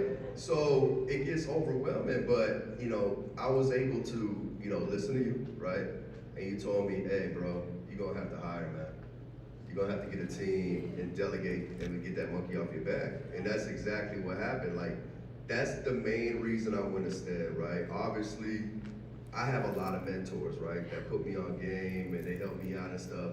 But STED was the first mentor that kind of just sat me down, took a piece of Word document, and he said, let's run through your business. I need to see everything. You need to be completely transparent with me, right? And I broke everything down, and he's kind of like, okay, so you need help there, you need help there, you need help there. Okay, we need to work there, we need to work there, we need to work there. And basically just broke everything and was like, okay, the first thing, and then he came up with a strategy. Hey, this is the first thing that we're gonna do. We're gonna do this, and then the second thing, we need to hire some people, bro. And you need to put some people to relieve that stress off your back. And once I listened to that, bro, oh my God. Life changing for real. And man, that's what it's all about, man. Like I said, you want to learn from the right people that's already done it, people that knows. Because like we talk about all the time, and he knows it too. There's people out here that are good marketers, but there's others out here that actually can give you value, that can actually lead with value. A lot of stuff that I talked about, a lot of these other coaches don't even know what the hell that stuff was, but I gave y'all real life information y'all can implement. So yeah, man, we want to move on. What was the hardest part for you when it came to like scaling and just building your business? Man, the hardest part of me scaling was trust, right? Was trust. Especially with a lot of stuff that happened in my past. You don't start trusting. You're like, man, I can't trust nobody to do this for me, right? And you wanna do everything yourself, and especially me as a Virgo, and I'm like a perfectionist. So it's kind of like it's just over analyzing and just making sure that okay, everything needs to be right, everything needs to be perfect. I gotta make sure I get this right, gotta make sure I do this right. I don't wanna mess it up. I don't wanna say something that just destroys everything, right? And you just over analyze it, right? And it's always good to have somebody like you just to, hey, chill. This is the game plan. This is what you're gonna do, bro. Like execute, right? So, repeat the question one more time. So Yeah. What was just the hardest part of scaling? So the hardest part of scaling was that trust factor, bro. Was just that trust factor of trusting other people to do the work that you're so accustomed to doing. And bro, I'll never forget the phone call you told me, man. Cause you told me, you were like, hey, listen, man, it's gonna feel like your business is slowing down. The money's gonna feel like it's slowing down, bro. But guess what? When you put the right people in position and you train them, make sure they're on Zoom calls, listening to everything that you're doing, bro, I'm telling you right now, the business is gonna speed up. You'll have a lot more free time so you can do what you gotta do. And that's exactly what happened. Money slowed down, like, what the hell, man? My money is looking right now. But then it started picking back up. And then the people that I had on my team just started seeing my vision and just started grinding it out and doing what they needed to do and just executing on my behalf and learning and developing SOPs and putting things in together, and it just took my business off, man. That's what it's about. That is what it's about, man. I got 2 more questions for you, man. One of them is, how did you build your team? And I know you said you struggle with trust. Like, how did you make sure you find some solid people? You. You, like what you talking about. So the cool part about STED was, STED was kind of like, okay, listen, I'm gonna connect you with my operations manager. He's gonna find you quality candidates, right? What's your budget? I'm like, bro, there ain't no budget, bro. Just give me the people, man. Like, give me some people, bro. I'm struggling over here. Like, give me the people, bro. And he connected me with Dion, and then Dion just connected me with some freaking top level people. I'm gonna be honest with you, it made me upset, right? And this is the reason why it made me upset. Because he was giving me people that were like program managers, that were like top level people that were like management style. And I was like, bro, I don't need that. I need like agent level. I need these lower level. He's like, man, and then Dion told me, he said, man, I know the way you operate. and I know where you're gonna go in your business. So we gotta make sure we put the right people in now so that the foundation is set and you can be set for life, right? And I'm glad I listened because I was like, okay, D, like, let me know what I gotta do, bro. Just tell me and pick. And bro, every single person that he put into my business is like, you could even ask Marty, man. Everybody that he put into my business, like, they're freaking shot, like, they're amazing, bro. They're beasts. 100%. And how he learned that from me, I learned that from Alex. To be honest, I was inspired because when I went to his workshops, I paid like 5-6 grand to go to all his workshops, right? Everybody on his team is elite. Every department, doesn't matter if it's content, if it's sales, if it's compliance, if it's marketing, right? Everybody is in the top 1%, and you see why where he's at. So me wanting to get to that level, wanting to be better in my business, you always want to hire quality people. A lot of us, we look at price points when employees, but we need to look at what they can actually do, how can they actually build, you know what I'm saying, add revenue to the business versus the price point. So that's a really, really good one, man. 2 questions are gonna get you up out of here. Let me say something real quick, though, real quick, because I forgot to mention. So, you were able to provide me the VAs, right? But then there was a situation that was going on where obviously the whole Chase was switching it up, getting geo-restricted, all that stuff, right? And it put me in a mental state, was like, damn, man, I lost one of the plays, one of the big plays, right? Because that was a 50, 100K play, easy, right? So I'm like, damn, okay, let me hit up somebody that I know that he has Chase plugs, right? I asked that specific person, they tried to sell me a plug for like 5,000. And I was just like, let me get back to you after the weekend, right? And then I told Madi, because she came to me to the first event that we went to, and I was like, yo, yeah, this dude, so she was like, why don't you just hire me, right? And I was like, yeah, that makes sense. So we put her in, and man, I swear to God, like I just taught her exactly what to do, and the first month she ended up putting like 18 bankers in, like just blasting, doing exactly what my guy here just does, blasting, 100 emails, boom, a day, boom, boom, boom, boom, boom, boom, boom. 2 or 3 would respond back, we hop on a Zoom call, lock them in, establish a partnership, and then we ended up having 3 new Chase plugs that were non-geo-restricted, right? And then we just kept running the play. Hey, continue to do it over and over and over. So she was also a great asset to the business as well. And it's something that I kind of knew personally just based off of character traits, right? Because every time you hire somebody, you want to make sure that they got great character, right? Obviously, it's not just the work ethic, it's their character, right? Do they know how to communicate with people? Do they know how to network? Do they know how to speak, right? Do they know how to connect, right? And I've known her since like high school, so it was like, yo, I know she's gonna be good. She's gonna be bomb.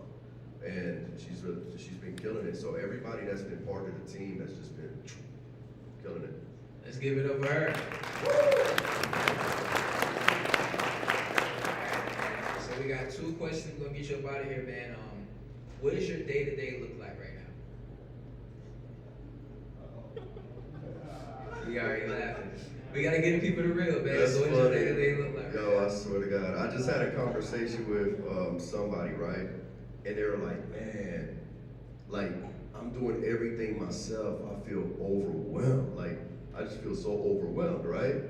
And I was like, damn, I'm in the same position right now, and I got a team. Like, this is crazy, right? And it's because we've been doing a lot of like trench work, right? Like just onboarding calls, affiliate calls, partnership calls, right? And it's because I have to do that because I have to train Madi, because she's the affiliate manager now. So it's kind of like, okay, I got to be there doing the groundwork, doing the trench work right now to show her how it is, and then I can just hand it over to her, right? And I got to tell my operations guy, hey, this is how we're doing these funding onboarding calls. Now you can do it, right? So my day to day has, I'm not gonna lie, man, it's been busting ass. Like working, but that's what we signed up for, right? Like if we trying to make a multi-million-dollar business, you gotta bust your ass. Like this ain't just about delegating and then just running off and be like, yeah, I'm gonna take a vacation. Nah, you gotta keep thinking about growing, right? Like we just hired 3 new people this weekend. So we just hired 3 new people this weekend. So come Monday, Tuesday when we get back, guess what we gotta do now? My guys gotta train them, right? So they gotta train them, I gotta cast the vision, I gotta make sure that they're doing what they need to be doing. So I'm always gonna be in the business, you know, but I'm more doing oversight now, which is cool because it's more management style work, but just making sure that everybody's doing what they need to be doing, you know, operating at the fullest, and then just keeping my hands in there just in case if, you know, I have a client or whatnot that reaches out to me, I'm able to, you know, assist them with whatever they need. So it's been busy, man, but, you know, a lot of the tasks that I initially had, like, they're gone now. So it's more just management style. And that's what it's all about. I hope you guys hear it. My guy's at 100K months is still working like he's at zero. Yeah. And that's what a lot of us gotta understand, right? We can't get comfortable, because when we get comfortable, we get lackadaisical, right? And then last question I want to ask you, man, just to show some love to the people. If someone here is stuck at 10K a month, what's the one piece of advice you would give them? Who in here is stuck at 10K a month right now? Raise your hand. 0 to 10K. 0 to 10K. 0 to 10K. You're at 10K. All right, perfect. So the advice that who in here is part of STED's program? Raise your hand. All right. Check this out, man. Okay, check this out, right? You're part of STED's program. You have a mentor, right? The mentor wants to mentor you, right? So don't be afraid to reach out to the mentor, right? And don't be afraid to reach out to anybody that's part of the mentorship group, right? Because we're all a family. We're all here to help each other out, right? It's not like there's only one person that's there to help you. Like, we all work together to make things happen, right? Like, it's not like, you know, we're gonna be like, man, get the hell away. You know what I'm saying? Like, we don't operate that way. We wanna see everybody winning here. So for me, if you're stuck at 10K, you definitely need to get connected, right? Get plugged into the source, which is STED right here. You'll give you that electricity that gets you go moving, right? And get you popping again, right? And then at the same time, another couple things I need to share with y'all, especially if you're stuck at 10K, is stay disciplined, right? Because motivation comes and goes, but when you're disciplined and you know what the hell you need to be doing on a daily basis, you need to get that shit done, right? So it's not like you don't know what to do. You know exactly what to do. Right. You know you gotta get on the phone with the bankers, right? You know you gotta do outreach. You know you gotta get in contact with the clients, right? So I would strongly encourage y'all to continue to do what you know you need to do, right? So that's I'll leave it at that. I think they got it. Yeah, that's game changer, man. That's game changer, man. And the reason why he laughed, because he like, bro, y'all got access to the same information he got access to. So if he making 100,000, why everybody else ain't making 100,000, right? It's just execution, man. And like you said, getting the support. That's why we have one-on-ones. A lot of you guys are in other coaching programs, and I know for a fact most of them don't offer where you can get one-on-one support. I know for a fact most of them don't have Saturday support calls. I know that for a fact because I've been in you guys' shoes and I invested. So I understand. So just understand, like, the information's there. We just got to get in and get busy with it, man. But I appreciate your time, man. Loving on the people, man. Talking that 7-figure talk, bro. You guys clap it up for my guys. Hey, I want to see all of y'all on this stage next time, all right? yeah, man. We have another one probably in March, so we need y'all. Like, I'm gonna tell y'all something too, real quick. One of the things that Stead did the last event, he had this hammer on the table, right? He had this Thor hammer on the table, and it had my guy Gooch's name on it, and he got 25K or something like that. And like, I grabbed that hammer, right? And it's like, you know, I know probably some of y'all believe in manifestation and stuff. It's like, I grabbed the hammer and I'm like, yo, this hammer's gonna be mine, right? And I looked at her, I was like, yo, this hammer's gonna be mine. We gonna get this, right? I crossed out Gooch's name, and I put it on social media, and I was holding it, and I put Xavier Ortiz, 50,000, and then we ended up hitting the 100K. So it's crazy, man. So just, you know, yeah, believe in yourself. You guys got it. Let's get it. Yeah, picture.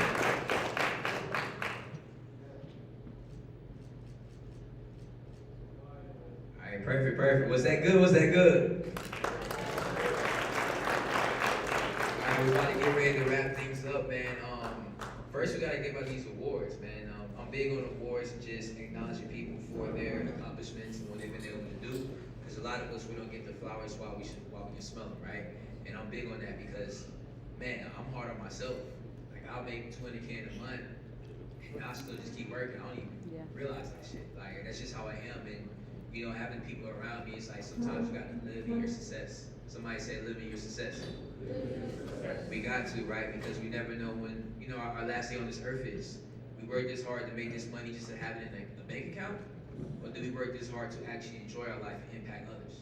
You know, so sometimes I get in my head, and I know I had Goggins and Alex Mosey and work hard, and all those things are needed. But sometimes we gotta actually enjoy success. There's nothing wrong to enjoy, you know, your hard work and enjoying the fruits of your labor. So, what I want to do is I want to start handing out these awards before we wrap up, man.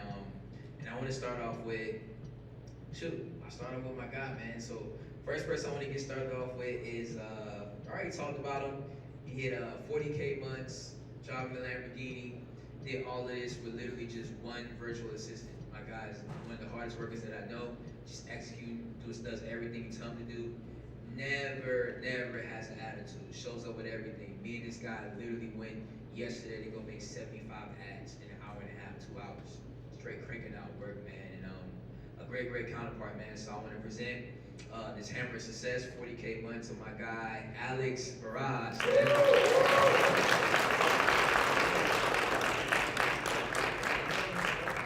So man, you know, you scaled quick. When I got him this Hammer, it was at 25K, and the next month he got 40K. So I gotta get him a new plate. But go ahead and talk to the people, man, and give us some love. I appreciate it, Zed. I'm huge on community, I'm huge on coaching, I'm huge on mentoring. Zed, he's one of those people where you reach out to him, he's gonna give you that support, he wants the best for you. I ask a lot of questions, to be honest, so sometimes I'm like, damn, I think I might be hitting him with too much, but he always comes back, he always gives me those answers, and he guides me, right? And that's when it's on us to execute. If you guys are, you know, already in the program, you already know, you guys are catching wins, and if you're not catching wins right now, you will be catching wins because you're in the right environment. So just want to say I appreciate you, Steph, for the guidance that you give me and all of us, and ready for that next Hammer.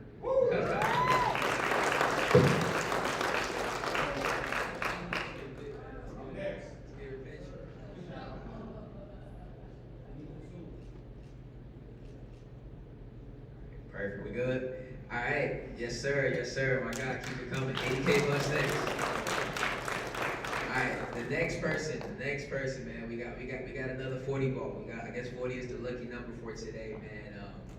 This guy, like I said, all the way from Ways in New York, started off a little slow in the program, and like I said, he's the one that's asked me, is this a scam? And I said, are you a scam? You know, like, but and he asked if I was a scam and guarantees. I forgot the guarantee. Do you guarantee that I'm gonna, you know? But he ended up being a very solid individual, very hard worker. Another person that asked a lot of questions but execute. You know what I'm saying? Execute. He didn't ask me questions just to pick my brain. He asked me questions that execute.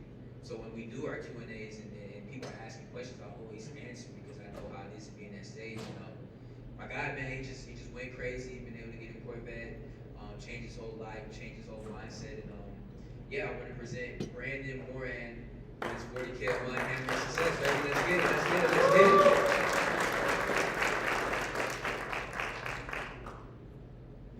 Yes, sir, man. So speak to the people and let's get it. It took me a long time to get here, but it didn't really take me a long time to get here. I joined Stead's program June 15th. I remember I had a wedding, but I came late to that wedding because I had to learn from Stead. So that was only last year. I was making $0 for a long time, and I didn't start to see the compounds until I just kept working. I'm gonna be honest with you guys. Like, outside of that May month, when I bought the Corvette, I only made $3 grand a month with credit. It's just a risk I was willing to take because I'm crazy. But, what do you say? Next one is Lambo probably, or McLaren.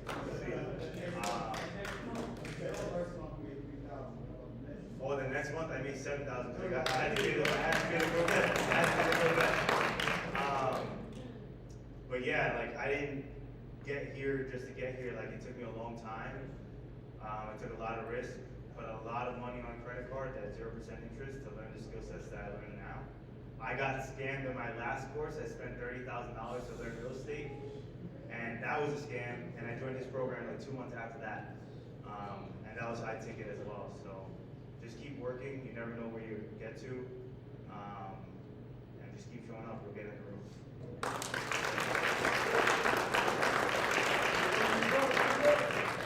Yes, sir.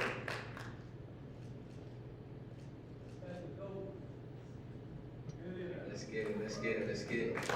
All right, so we got two of them. Yeah, yeah. So this one, man, we had to go big. We had to go big on this one, man.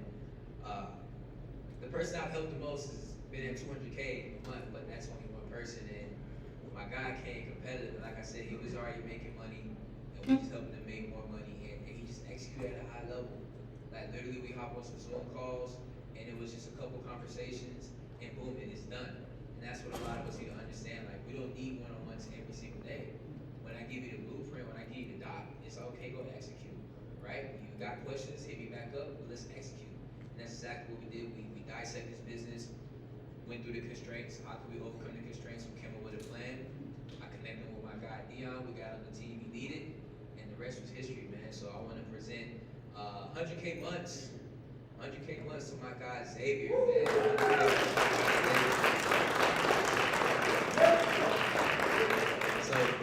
So my guy, he got two of them. He got that heavy one. This that real Thor hammer right here. So, like you said, so what, 6 months ago, man?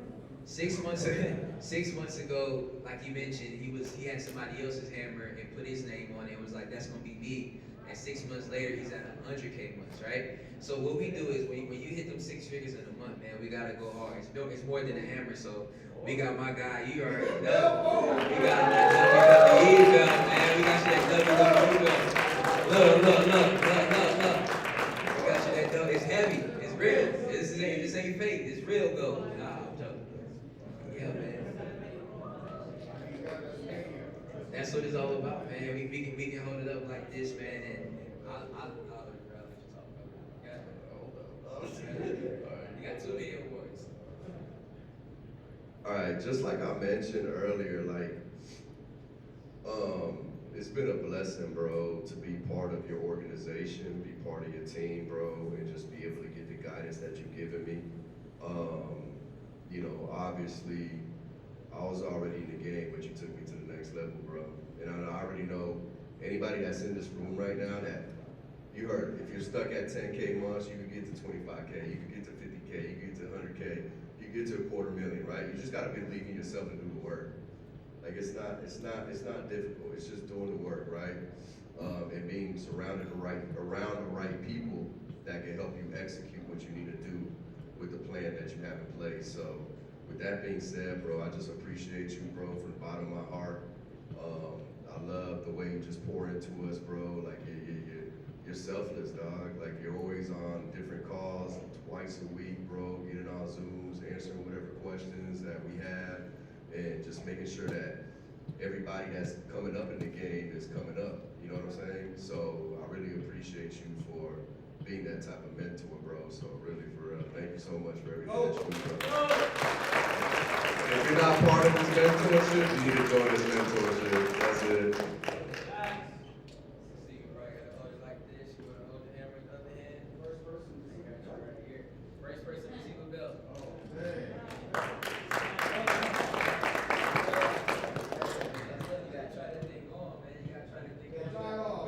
We gotta get you a pick by yourself, man. You gotta try that thing on, man.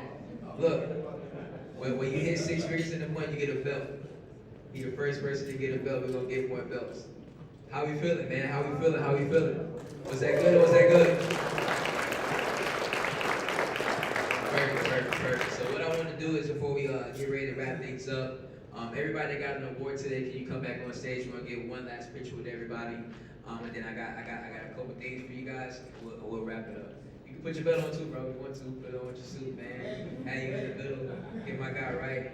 And then also we'll be having a mixer later tonight. Networking mixer is open. It'll be at 8 at Uncommon Slot. You should have gotten a text. If not, I'll put the address up when we wrap up here. Y'all scared to be close to me or something? No, I'm scared, man.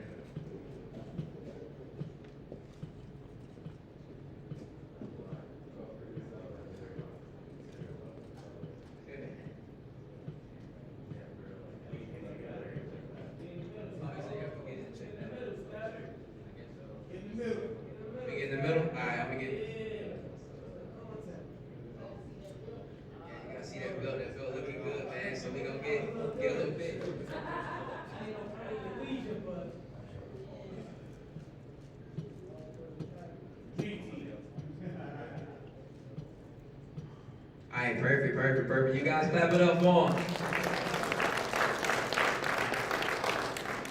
All right. Y'all good now? I'm gonna kick y'all on stage. All right, so we about to wrap things up, man. Who's gonna be the next one to get 100K money? I want to know that. Who's gonna be the next one? Y'all too scared. Y'all shy. Y'all just got your hands. I need somebody to stand up. Who's gonna be the next one? Who's gonna be the next one getting 50K money, man? Who's gonna be the next one, right? Who's gonna be the next one, right? And that's what it's all about. That's what it's all about. Being able to do that. Being able to do that. Being able to do that. It gets like I said, 50K months, 100K months. That's life-changing money, man. To make that in a month, right? People don't even make that in a year. You're able to make that in a month off of selling money, something that people already need, providing value to people, right? So, a lot of you guys see the success. A lot of you guys see what other people have gone, what they have done. I let them tell their story. I didn't do anything, gas them up. They were as authentic and genuine as ever, right? So, a lot of you ask me, hey, I want to join your academy. I want to do this. I want to do that. Some of you are already in there. If you're in there, this doesn't really apply to you. If you're not and you want to join, what I would say is this. There's a couple things I want to talk about before we get to it. One, I'm not going to sell your dream. You can't make money. You see people that make money, but it is going to take work. It's not an invest with me, pay me, and then you automatically start making money. It's an invest, and now we get to work, and then you see the money, right? So I want to be very clear on that and transparent with the people that I help. I'll always be transparent. I would never tell somebody, pay me, you're going to be a millionaire. It takes work to get it, right? A lot of us got to understand this. Some of you, we're going to look at money as an object of, I don't have the money, or money is just this non-binder type of, I don't know, thing, right? We got to understand that you can't save your way out of freedom. You can't save your way out of freedom. A lot of us think that I'm going to keep my money in my savings account, and that's going to be what's going to make me a millionaire. That's what's going to set me to the next level, but you can't. Because everybody came up here and told you that money's a tool. That debt is a tool. Now, I'm not telling you to be irresponsible and get things you can't afford, but I'm telling you, when you have a tool, use it. Because when you invest in yourself, when you learn to invest into things that help you make more money, you're going to become better. Your life is going to improve, right? And I'm not saying this just to say this. I invested just this year almost $100,000 in coaching and consulting at the highest level. My guy made $100,000. I spent $100,000. Right? And I made over $1 million in 10 months. Not to brag, but it lets you know that it works when you invest and you pay attention, guys. Because when you pay attention. Somebody say that. When you pay attention.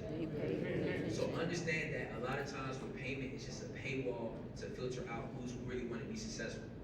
If I was to give you information for $50 a month, nobody will be getting hammers. Nobody will be getting trophies, because you'll do it when you feel like it. You'll do it when you feel like it. Each one of the people that came up here paid me over five figures.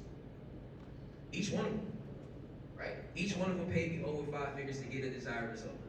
And a lot of us say we want to be millionaires, but we're not willing to invest. A lot of us say we want to be millionaires. A lot of us say that we want to make money, but we take advice from people that never made money before. We let in people that think that everything online is a scam lead our life, but they ain't doing shit. And you got to understand this. If you don't invest in yourself, you're going to pay the ignorance tax. You're going to pay the ignorance tax. You're either going to pay to invest and better yourself, or you're going to pay the ignorance tax. Does anybody know what the ignorance tax is? Y'all know? Look. Hey, look, it's quadruple, because you got to look at this. The crazy part about the ignorance tax is this. You're gonna pay for what you don't do in your life, and you're gonna have regret.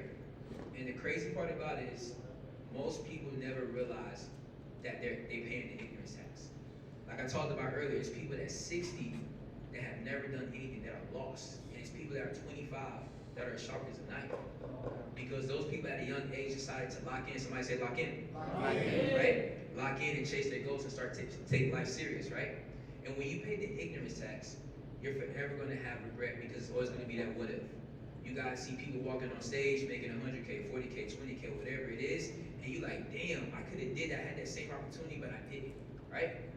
So understand that ignorance tax is not something that you want to pay. You want to be on the other side of that. You don't want to be with those people that decide that everything's a scam, everything is this, everything is that, because in reality, what it comes down to, they tell themselves that to make them feel better. I'm I'm a very transparent person, not because I'm heartless, because I want to be real with you guys when it comes down to it. If I tell you guys lies, what does that make me? Exactly, right? So we gotta understand that. Another thing I want to talk about too before we get to this offer, right? When I go over it, is risk. Is risk, right? Everything in life comes with a risk.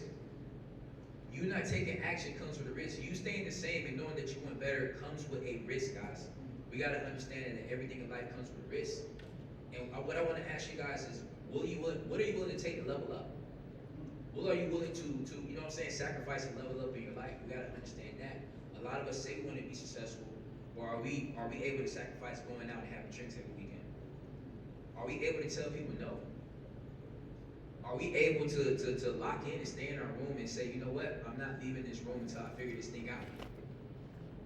Are we willing to tell our loved ones, like, I love you, but this is what I'm going to do? Are we willing to tell mom and dad, I know you want me to be a corporate engineer, but that's not my dream. That's not what God got for me, and walk in our purpose, right? Are we willing to do those things? So we got to ask ourselves that, right? And then a lot of people talk about risk, and everything has risk, but nobody talks about regret. Nobody talks about regret. What happens when you don't take that risk, and now you regret because you see everybody else winning? Next time I do this event, it's probably going to be in Miami. I want to have 10 more people up here. I want to have 10 more people up here, right? Because a lot of the stuff that you guys are trying to do, I've done. I'm not the best, right? There's people above me, but I can help a lot of you guys where you're at right now get to where you want to get, right? So, last thing I want to say, and we'll talk about the offer if anybody's interested, right? Is fear. It's fear. And I said a lot of this stuff before, but everything I'm telling you is being very, very transparent. I'm not holding anything back. Fear is fabricated. We develop fear. We make fear. Fear is not something that we're born with. We make fear. And one thing I want to ask us is this. Are we scared of what, taking the risk, taking the chance can do to us? Or are we scared of looking stupid? Because a lot of us, we're just scared of what other people think of us. Just being honest. We're scared of what other people's opinions are of us, right? We're scared of if we fail, what they gonna say at the cookout, what they gonna say at work. Oh, they trying to do their little business. You see they back here. We're scared of opinions of people that don't do shit. They don't do shit, guys. We literally care about opinions of people that are not in these rooms, that would never start a business, that would never take a risk, but they would tell you everything about a business, but never did anything with business, right? They'll tell you everything about risk, but never took a risk. They'll tell you everything about sorrow and misery, and they just want you there with them because they want somebody to agree with them. So you got to understand that fear is fabricated, and like I said before, fear is a mile wide and an inch deep. So a mile wide and an inch deep. What do I mean by that? It seems scary on the beginning. Xavier, when you invested with me, the price hurt. It was scary, right? Same thing, Alex, right? Brandon, he I already told you, he done asked me it was a scam. And he asked for a guarantee. He was scared as hell. But you get in the water, you see that it's not as bad when you lock in with the right people. Now, I'm not saying just go spend money and do a bunch of crazy stuff, but that's what I just want to bring to you guys is fear is just the fact of unknown. And once you get over that stage, once you get over that trembling stage, you see that as growth. You see that as growth, right? They can talk to you about 40K, 50K, 100K months and laugh about it because they went through the struggle, and now it's growth. Now they look back and like, that shit really wasn't that bad. I should have did that 5 years ago, right? I should have did what I did 10 years ago. I would have been way further. But now you guys have the opportunity to see this stuff in person and see that it's real and have the change in your life. That's what it's all about. I wish I had events like this with real people that wasn't trying to make it seem like it was better than anybody.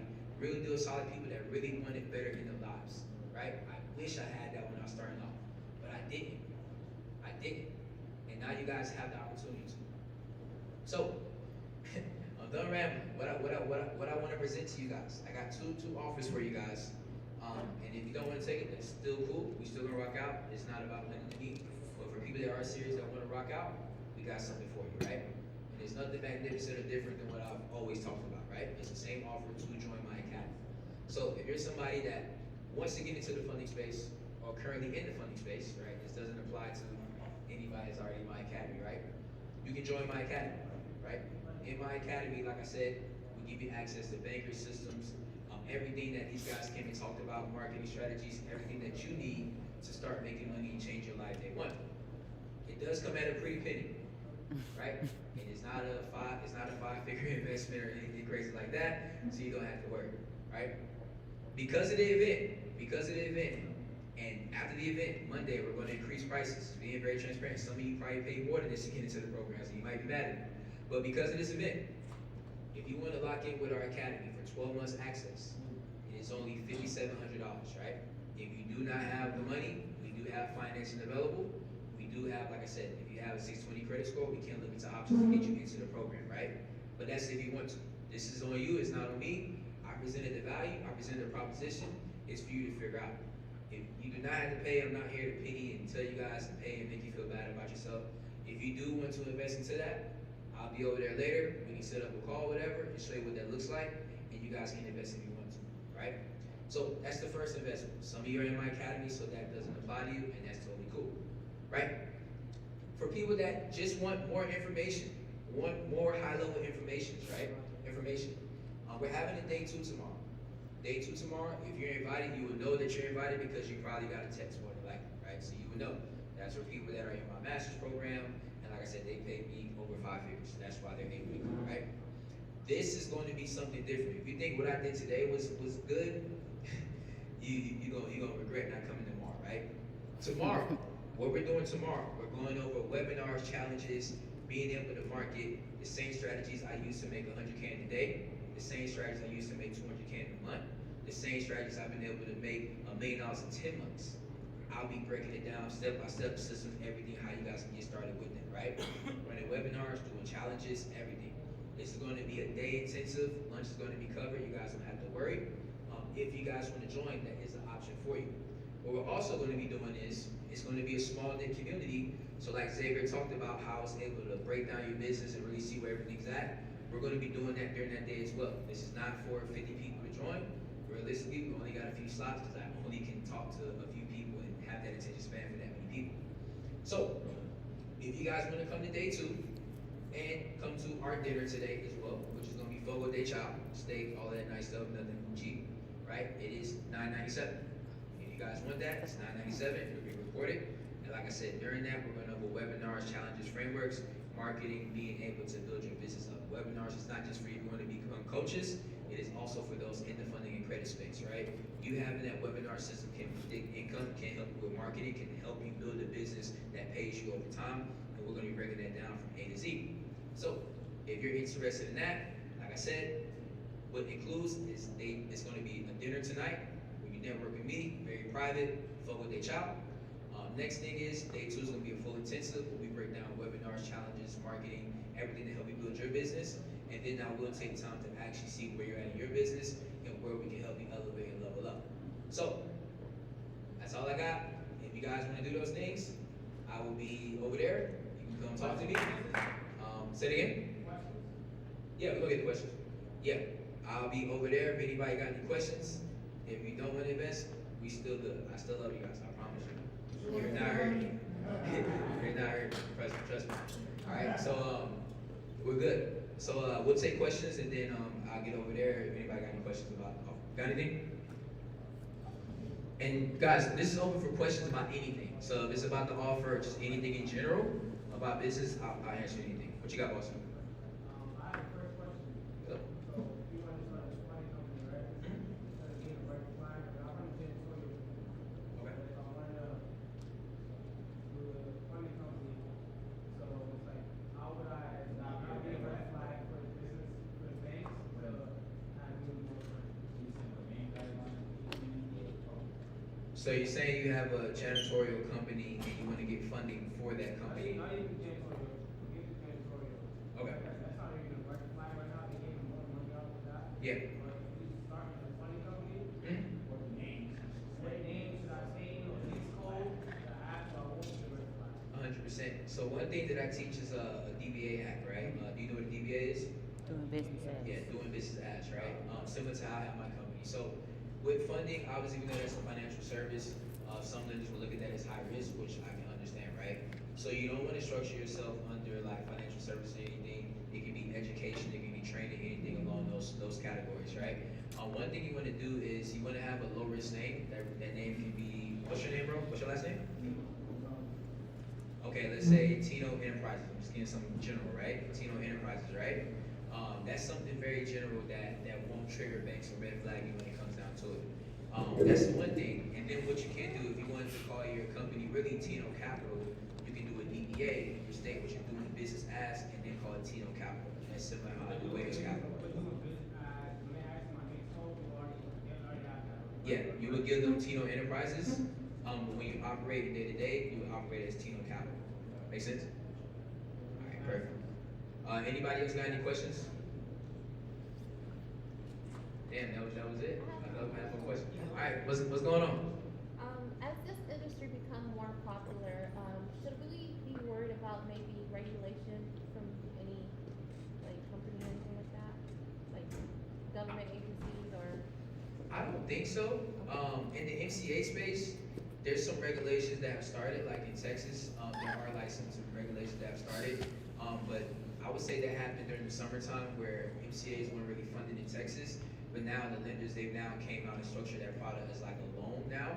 So now they're able to, like I said, offer it now. So I don't see it being like any crazy restrictions because right now, as you guys know, to be in the funding space, it's not like mortgage lending. You don't need a license or anything like that. For the most part, I think California is the only one you need a license, a broker license, and that's if you're doing like a lot of alternative lending, like MCAs, lines of credit, and it's more sales based. But everywhere else, you don't really have the license to credit cards that can offer this service. So I don't see it being that, but I'm not very about it. Anybody else got any questions?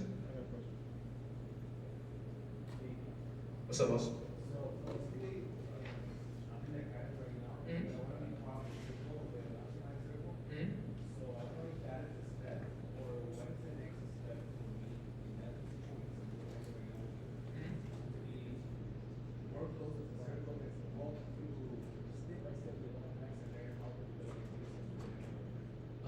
So yeah, we can just have a conversation, bro. Like it's literally just we're not gonna charge you like I would say like the whole price point. It would just be you just pay the difference of what I'm saying what you already invested or something like that. But yeah, that's something that I never talk about. Like you probably see these guys, you're like, what circle they in that I'm in?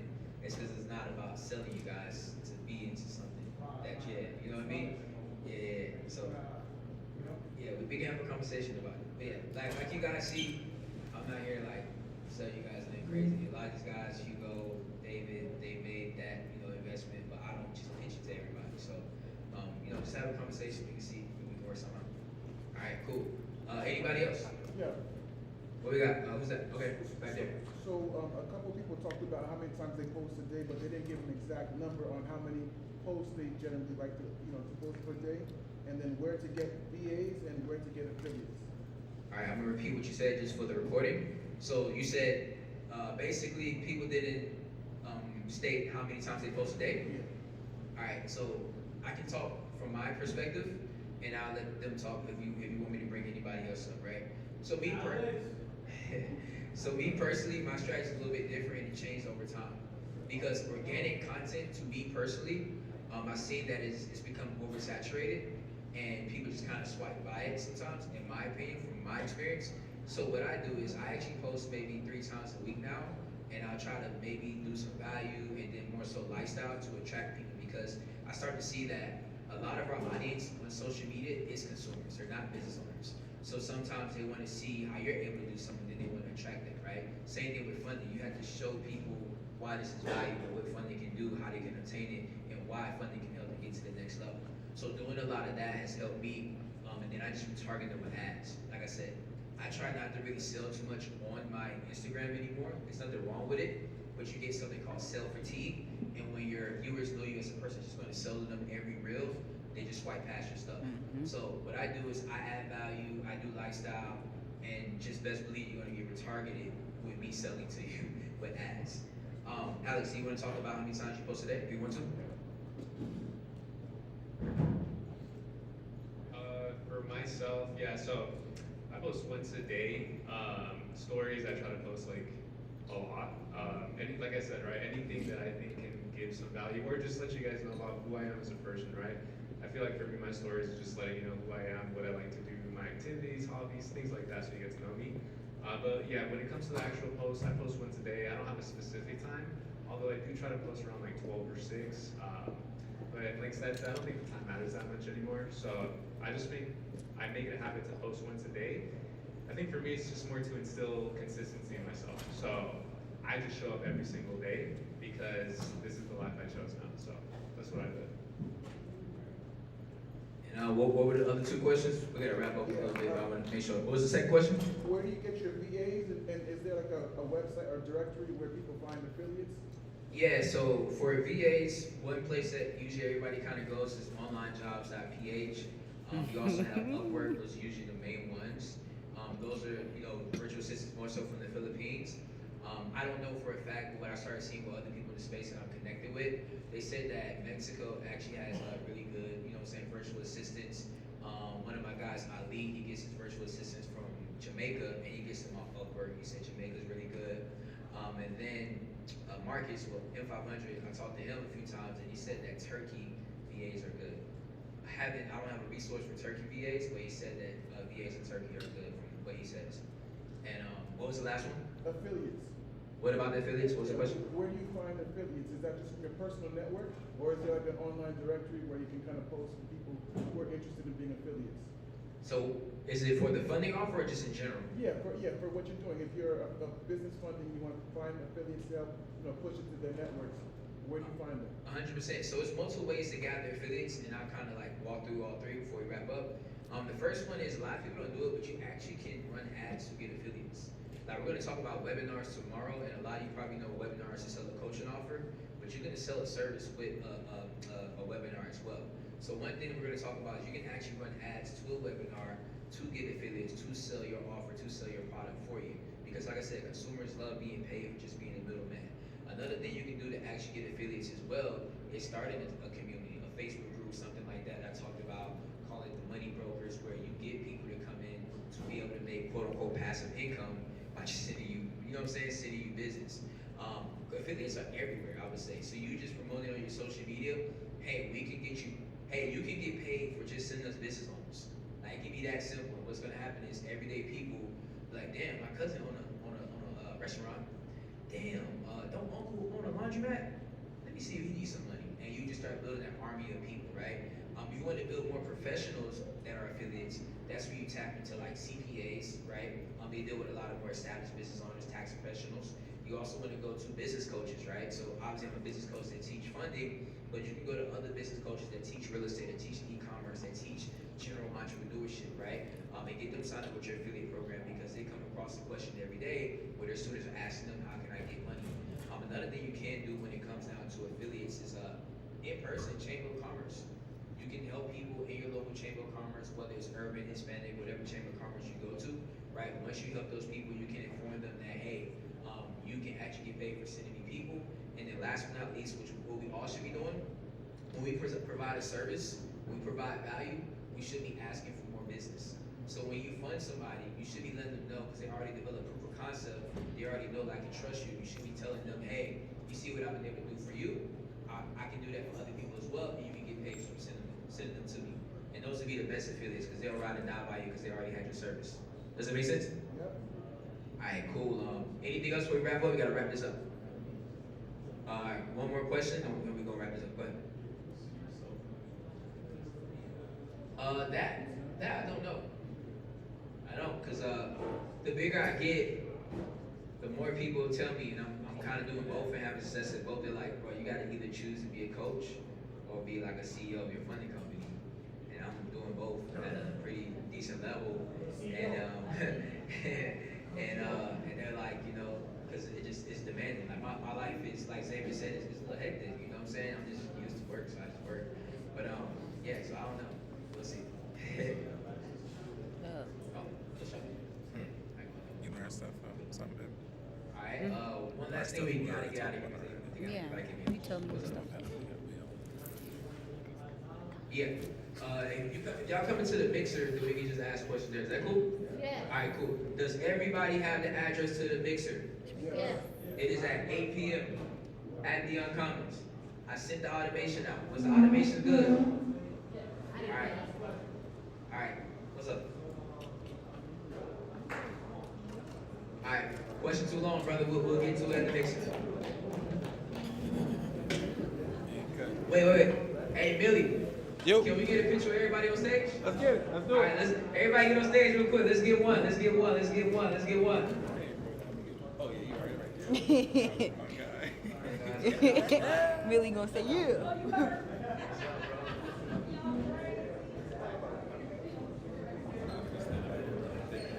They gonna have to get close.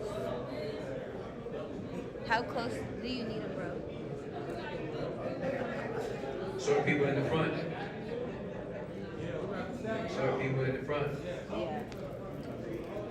Bro, come on with your daughter go back on, man. Daughter go back on, man. Yeah, with your daughter go back on, man.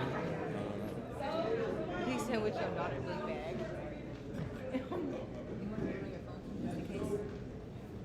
We got everybody in here. Hola, you good? I feel it.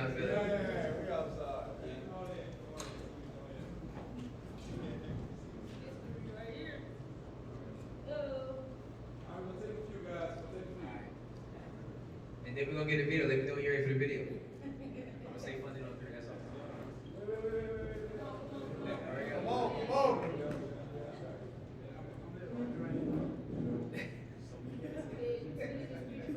Yeah, I'm gonna say that. Yeah. Let me know when you're ready for the video. Alright, we good? Alrighty. Alright. And we are, let me get you guys set. Position. It's gonna be an ad too though. Watch how I drop this ad in real quick. Alrighty, we are rolling for the video. You good? Yeah, yes sir. So a lot of us say that we don't have the circles that support us, but damn, I fucked that up. Don't.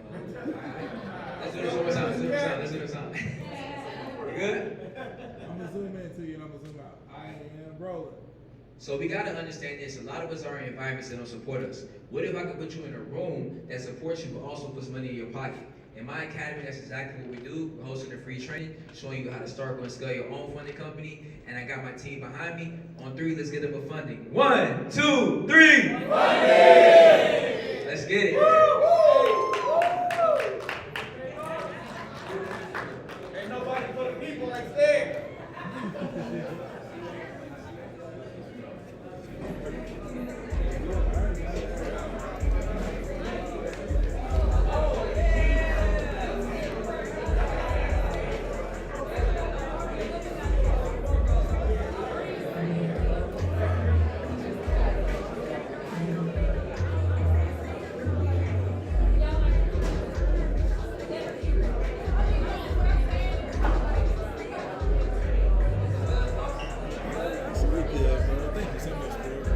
Appreciate you too, bro. I'm gonna send you some Zelle too.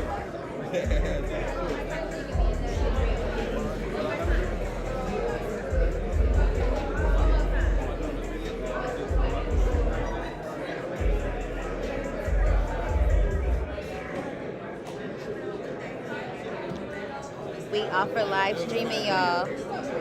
So be sure to tap in. We do offer live streaming. Oh, we still live streaming. We live streaming.